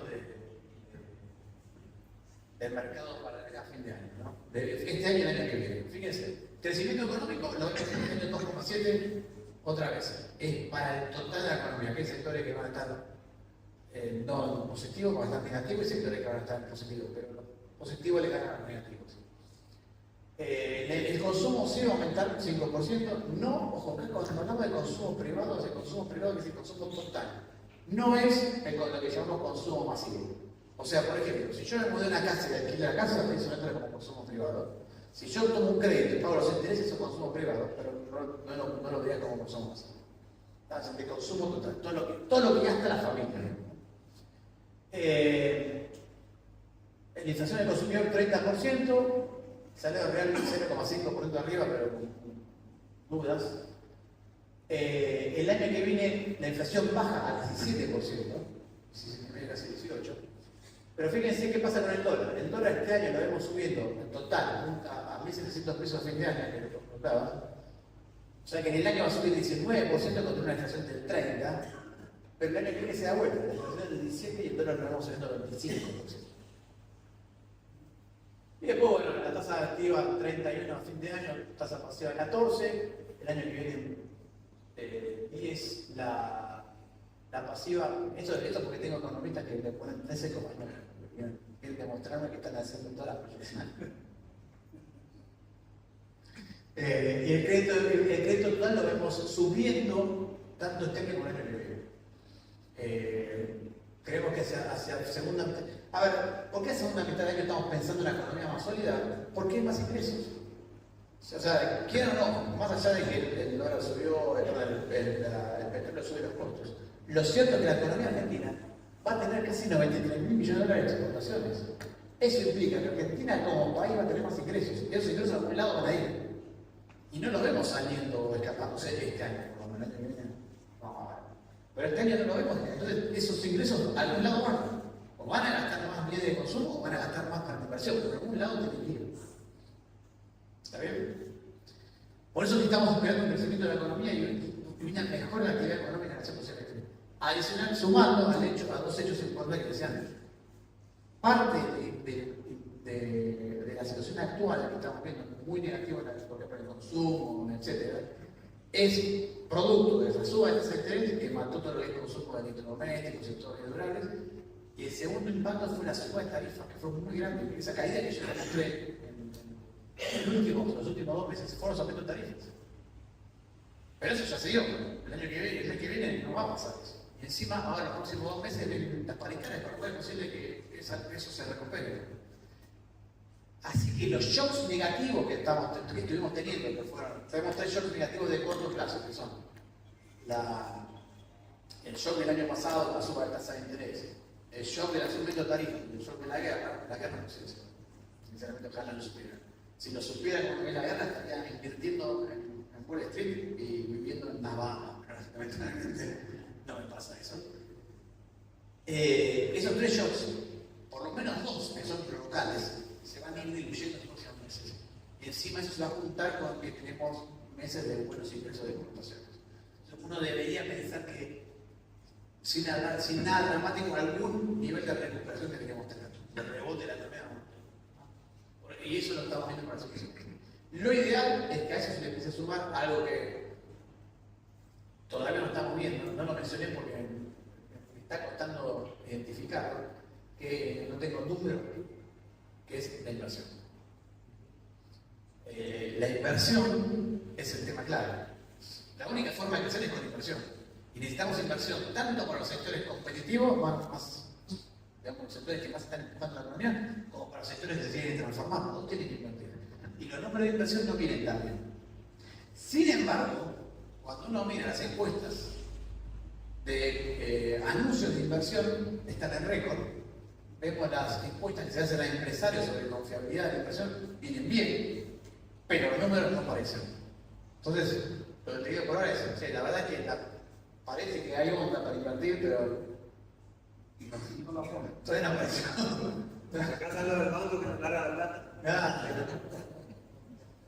Entonces, pero, a ver, algunas cosas que vimos en números sí son positivas. En el Éxito Agro vimos un volumen muy grande de maquinarias y de toma de crédito. Vemos también en la industria petrolera que hubo colocaciones de deuda muy grandes para el planteo y que en los mercados locales, en momentos.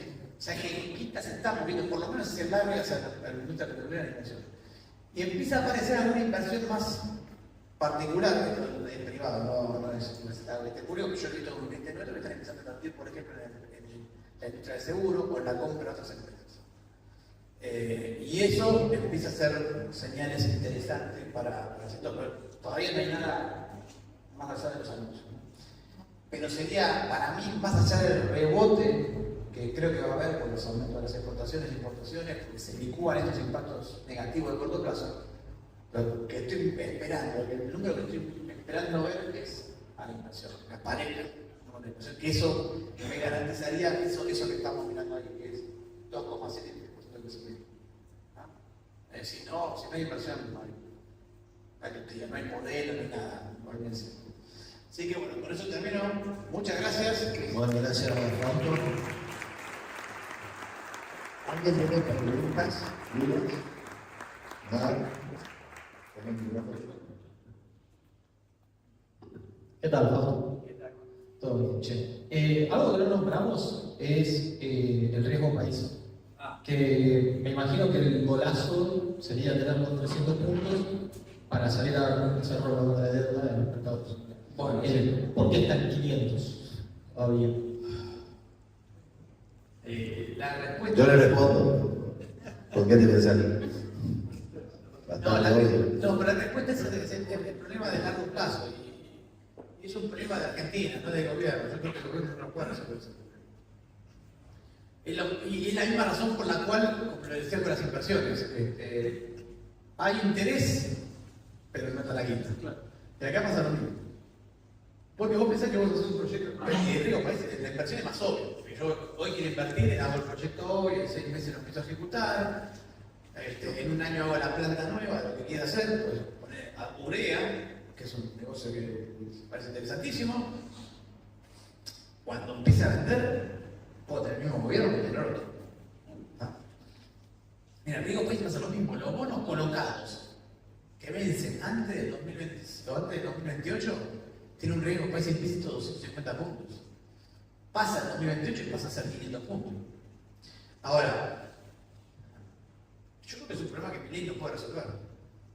Es un problema básicamente de la política argentina, que no puede tener consenso básico. No estoy diciendo que seamos todos liberales, estoy diciendo, che, hagamos consenso básico.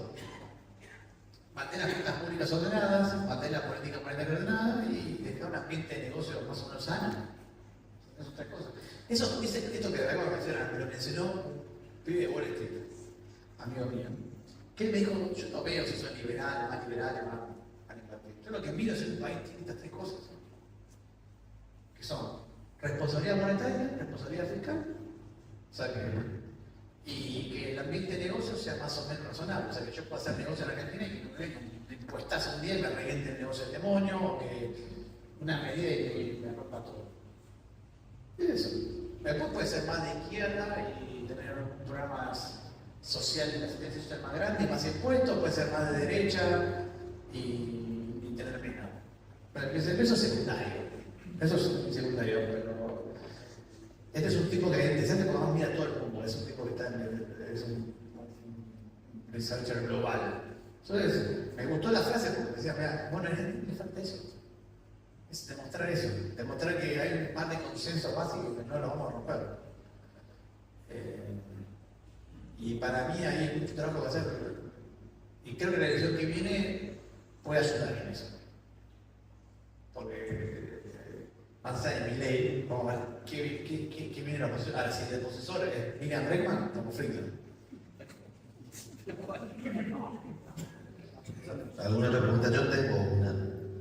Bueno, sí, claro.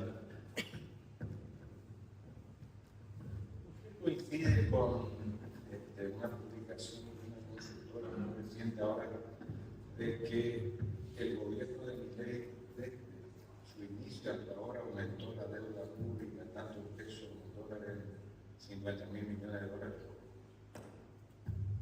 Sí, a ver, es cierto que aumentó la deuda inicialmente, ¿no? Porque no teníamos nosotros ese concepto. O sea, No, porque yo no lo veía. no, pero no es tan así, porque es medio ese concepto mío. No, está mal. Por eso te pregunto si coincidió.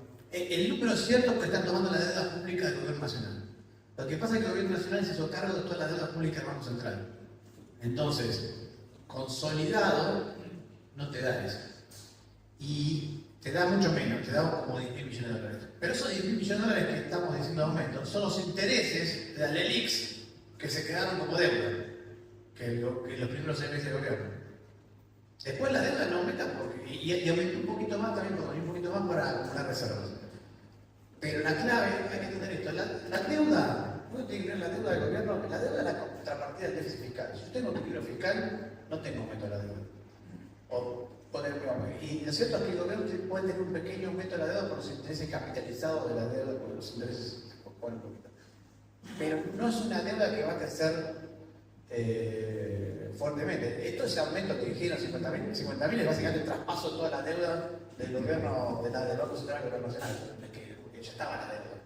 Lo que pasa es que ahora, ¿qué sucede? La estadística de deuda pública del gobierno nacional solamente tiene en cuenta el gobierno nacional.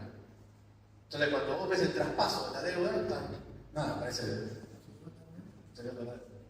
Y sí hubo un aumento pequeño por los intereses de la ley los primeros 6 meses, por algo de los intereses capitalizados de la deuda que quedó y algo de los intereses. Pero no tiene nafta el tema de la deuda. No hay más que eso. Por eso, otra vez. Hay que entender cuando está hablando de deuda de qué está hablando. Ahora, si vos tenés déficit fiscal continuo, la deuda va a aumentar continuamente.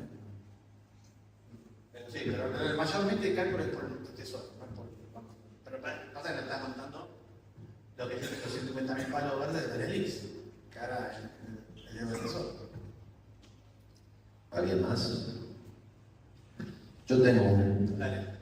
El gobierno ha impulsado algunas reformas importantes y algunas de estímulo, sobre todo productivo, con el RINI, por ejemplo, ahora, y se supone que va a seguir habiendo algunas reformas más este año, principalmente. Nosotros estamos haciendo muchas consultas sobre eso, pero principalmente en sectores que están con utilidades. Hay otros sectores que están con muy buena intención de reconvertirse o de eficientizarse, sobre todo en costos de energía y esas cuestiones, pero que no tienen capital prácticamente ni de trabajo para muchos. ¿Qué herramientas tiene el gobierno, al no haber financiamiento, tener estos otros temas que fíjate, qué herramientas puede tener el gobierno para dar lugar a que esos tipos puedan acceder a algún tipo de espaldarazo para poder ingresar a estos regímenes? Pues el régimen va a ser para los sectores que están en el gobierno. A ver, casi toda la inversión que va a haber en Argentina va a ser con capital público. No hay el crédito mucho. Pero está claro, las pymes no tienen acceso a ningún tipo de mercado de capitales, ni una cuestión, o sea, es banco o puedo. No, a ver, la mayor parte de la inversión va a tener que ser con capital propio. No hay instrumento. Ya digo, el gobierno puede ser que empiece a bajar la tasa de interés a medida que baja la tasa de inflación y eso permita que haya un poco más de crédito. Sí, ten en cuenta que los bancos te van a tener 25 ojos ahora después de que descubrieron antes que evolucionar, que la descubrieron ahora, antes no seguía. Yo creo que algo más de crédito va a haber, sobre todo con garantía. Algo más de crédito va a haber con garantía. Creo que probablemente los bancos después de esta van a reducir el crédito al consumo y aumentar el crédito a las empresas porque las garantías son más fáciles de establecer. Va a haber capital propio y si tenés capacidad de ir al mercado de capitales que empiezan a haber instrumentos para pymes, para el mercado de capitales. Es difícil, pero la recomendación, si tenés una pyme, averiguar cómo entrar al mercado de capitales. A ver si cuesta, cuánto te cuesta, porque una vez que entras, No va a dejar sin cliente. ¿Qué? No va a dejar sin cliente. No, pero bueno, lo puedes hacer vos. No, la es una buena oportunidad. Tenés que llamar a los 8 que te explican cómo hacer. No, es que realmente es para ustedes es un negocio también importante, eso ahí que puedo dar. No es fácil. No es fácil, pero son los instrumentos que hay, no hay muchos más. ¿Sabes cuál es el problema? El negro. El negro.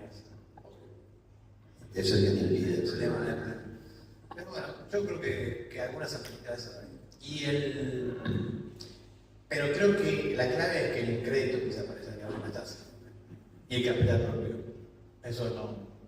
Pero También aparece el negro de vuelta. Sí, pero no es tan fácil como te caíste. No es tan fácil. Pero bueno, depende también del tamaño de la operación. Te voy a decir, che, quiero meter 200 millones de dólares. No, pero Rini es un montón. No, muy bien. Pero sinceramente creo que no hay mucho al lado. Esto es un problema estructural de Argentina. No es de ahora, va a ser por mucho tiempo. La pregunta es la siguiente: ¿en qué está el ahorro de los argentinos? ¿En pesos o en dólares? En dólares. Si todos queremos tomar crédito en blanco y en pesos, no hay problema. Porque el crédito no te lo da el banco, ¿eh? El crédito te lo da el depositante, el que ahorró. El banco simplemente intermedia el crédito. Entonces, si todo el ahorro está en dólares en negro y el crédito lo que es en pesos blancos, el problema de quién lo da. Por eso yo considero que el tema del crédito, el crédito como motor de inversión argentina es muy poco poderoso. Es un motorcito de un cilindro, ¿viste? De 80 caballos de fuerza, de 80 centímetros cúbicos, nada. Pero no lo dicen. El crédito en Argentina, al sector privado, es hoy 8-9% del PBI. En el mejor momento en Argentina fue 15% del PBI.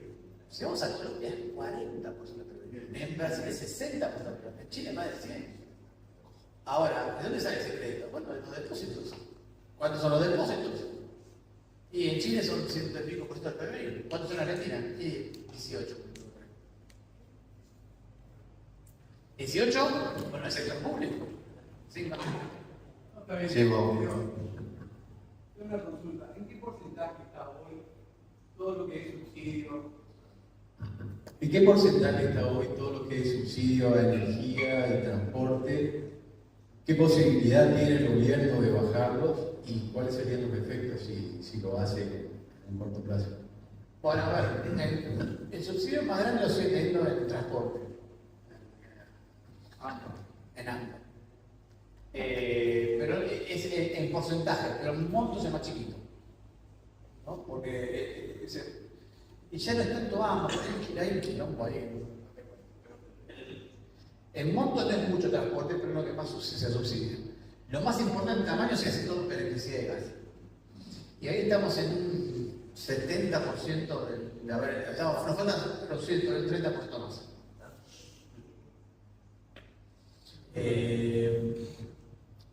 Pero se va ahora, cuando vamos a hablar con estos aumentos, por ahí queda un poquito menos, todavía falta.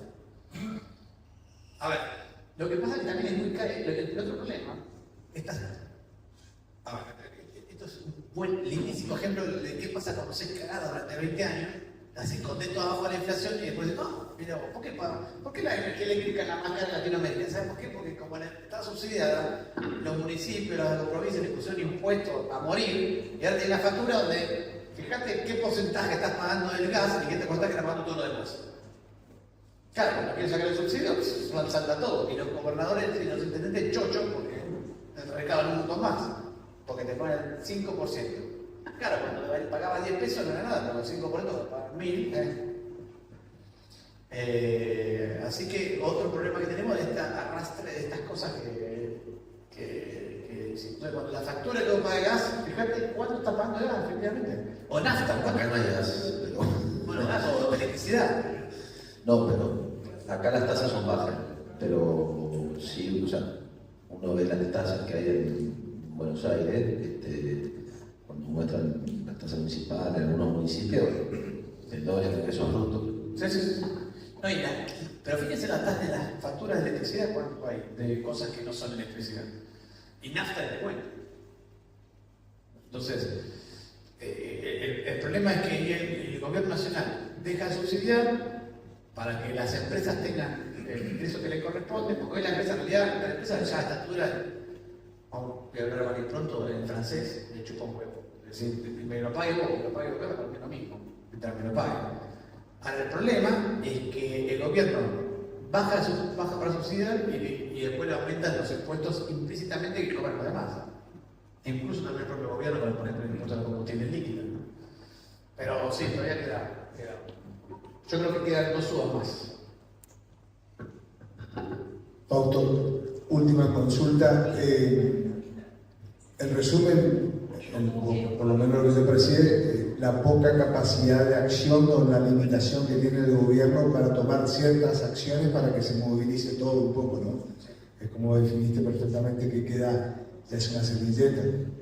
Ahora, de caras a las elecciones que nosotros tenemos ahora en el 27, ¿considerás que el gobierno va a morir con las botas puestas con ese plan económico? ¿O considerás que va a tener esa que vos querés que persiga, esa credibilidad, que es lo que vos decís que esa sensación que se quiere generar? Bueno, sinceramente dependerá mucho de los próximos 6 meses. ¿Qué pasa? El gobierno lo que dice es, bánquenme que esto funcione. Lo dijo Pelé el otro día. Ténganme paciencia que esto va a funcionar. Porque ven los números y tiene cierto sentido. Pero dice, che, pero me pegó, todavía estoy pagando las cuotas de las DF, estoy pagando todavía el tema de la crisis de credibilidad del año pasado, cuando la gente se asustó y el tema electoral. Y encima ahora viene la guerra, y puede ser que en este momento no me estén dando los mejores resultados, ¿no? Porque estamos tratando de cruzar el mar de una isla a la otra en un puente todo roto y si nos estamos barriando y puede ser que empiece ese tipo. Entonces, ¿qué pasa? Si el gobierno empieza a ver una reacción positiva de la economía, como ellos piensan, o sea, lo que ellos dicen es todo esto que está pasando acá hay mucho efecto temporal, lo cual es cierto. Lo que no sabemos entre todos los números es cuánto es temporal y cuánto no es temporal. O podemos decir cuánto es cosa de corto plazo, en un corto plazo y cuánto no es en un corto plazo. Entonces, el gobierno asume que la mayor parte de todo este shock negativo en este momento es todo efecto de corto plazo. Todo la suma.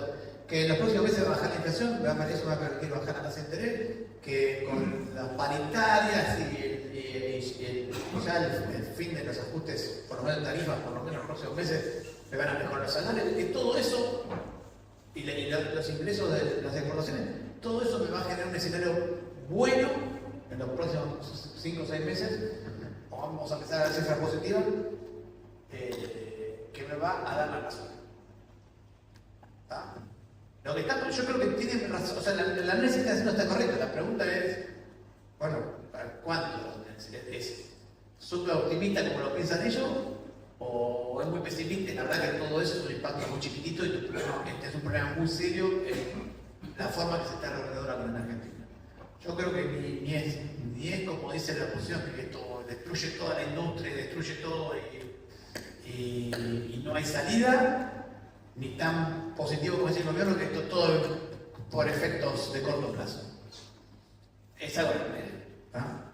Pero bueno, si el gobierno empieza a ver que se le está dando cierta razón, por lo menos, yo creo que se va a morir con la vuelta momentos. Si no, si es más como dice la oposición, va a empezar a desesperarse. Y ahí no sé para dónde puede salir. Ahí no sé para dónde puede salir. Puede salir a decir, no, vamos a redoblar o empezamos a aflojar. Y empezar a aflojar ya con el... ¿Viste cuando empezaba a corregir? No sé, yo cuando era chiquito me daban para pintar esas hojitas de esos libritos que tenían el dibujo, que había que pintarlo, y a mí se me iban siempre de las líneas. Y entonces iba a desarreglar, se va haciendo cada vez peor. Bueno, para mí el peligro que yo veo es que si no se cumple o no se empiezan a ver resultados positivos que el gobierno está esperando en los próximos 6 meses, van a empezar a desesperarse. Y ahí una de dos, o empiezan a pintar afuera las líneas y decimos, no, vamos a arreglarlo por acá y se le empieza a escapar la tortuga, o la otra es hacer un cambio de programa económico. ¿Qué probabilidad de asesinar a una hora? Yo creo hoy, mi escenario que es este, es que tenga cierta razón el gobierno. O sea que el 60%. De que en realidad, de que parte de lo mal que estamos viviendo hoy, los impactos negativos que estamos viviendo, partes son cosas coyunturales que se van a ir diluyendo, ¿no? Parte. Otra no, hay una parte de transformación que hay que hacerla y que obviamente los sectores que más se tienen que transformar más van a sufrir. Eso sí lo tengo claro. Y creo que tiene pocas herramientas de gobierno para alcanzar eso. Y cuanto más chiquito, acá es un tema muy importante que yo me preocupo, que es un tema que estoy hace rato preocupado con esto. Es el siguiente tema. El gobierno nacional es un monstruo comparado con cualquier cosa. Entonces, lo que el gobierno nacional puede hacer para ayudar a las pymes es muy chico comparado con lo que puede hacer, por ejemplo, el intendente o el gobernador. Si vos tenés un kiosco, es más relevante lo que haga el intendente o el gobernador de lo que puede hacer el gobierno nacional. A medida que más grande tu empresa, más te empieza a ser más relevante que ser el gobierno nacional. Entonces, a nivel pyme, que es por donde más impacta, y si el gobierno nacional no tiene un acompañamiento con la provincia y el municipio, es muy difícil. Aunque si te bajo el impuesto, sí, pero ven el municipio te sube la tasa. Te matan. Por más que el gobierno baje un impuestito, te baje el impuesto al cheque para las pymes. Bueno, fantástico. Te ven el municipio te sube la tasa, te aniquilan en el proceso. Y eso sí me preocupa porque para que llegue cualquier programa de intento, asistencia a empresas chicas, requiere al municipio y a la provincia de arriba. Y eso no está pasando. Y menos en el año que viene.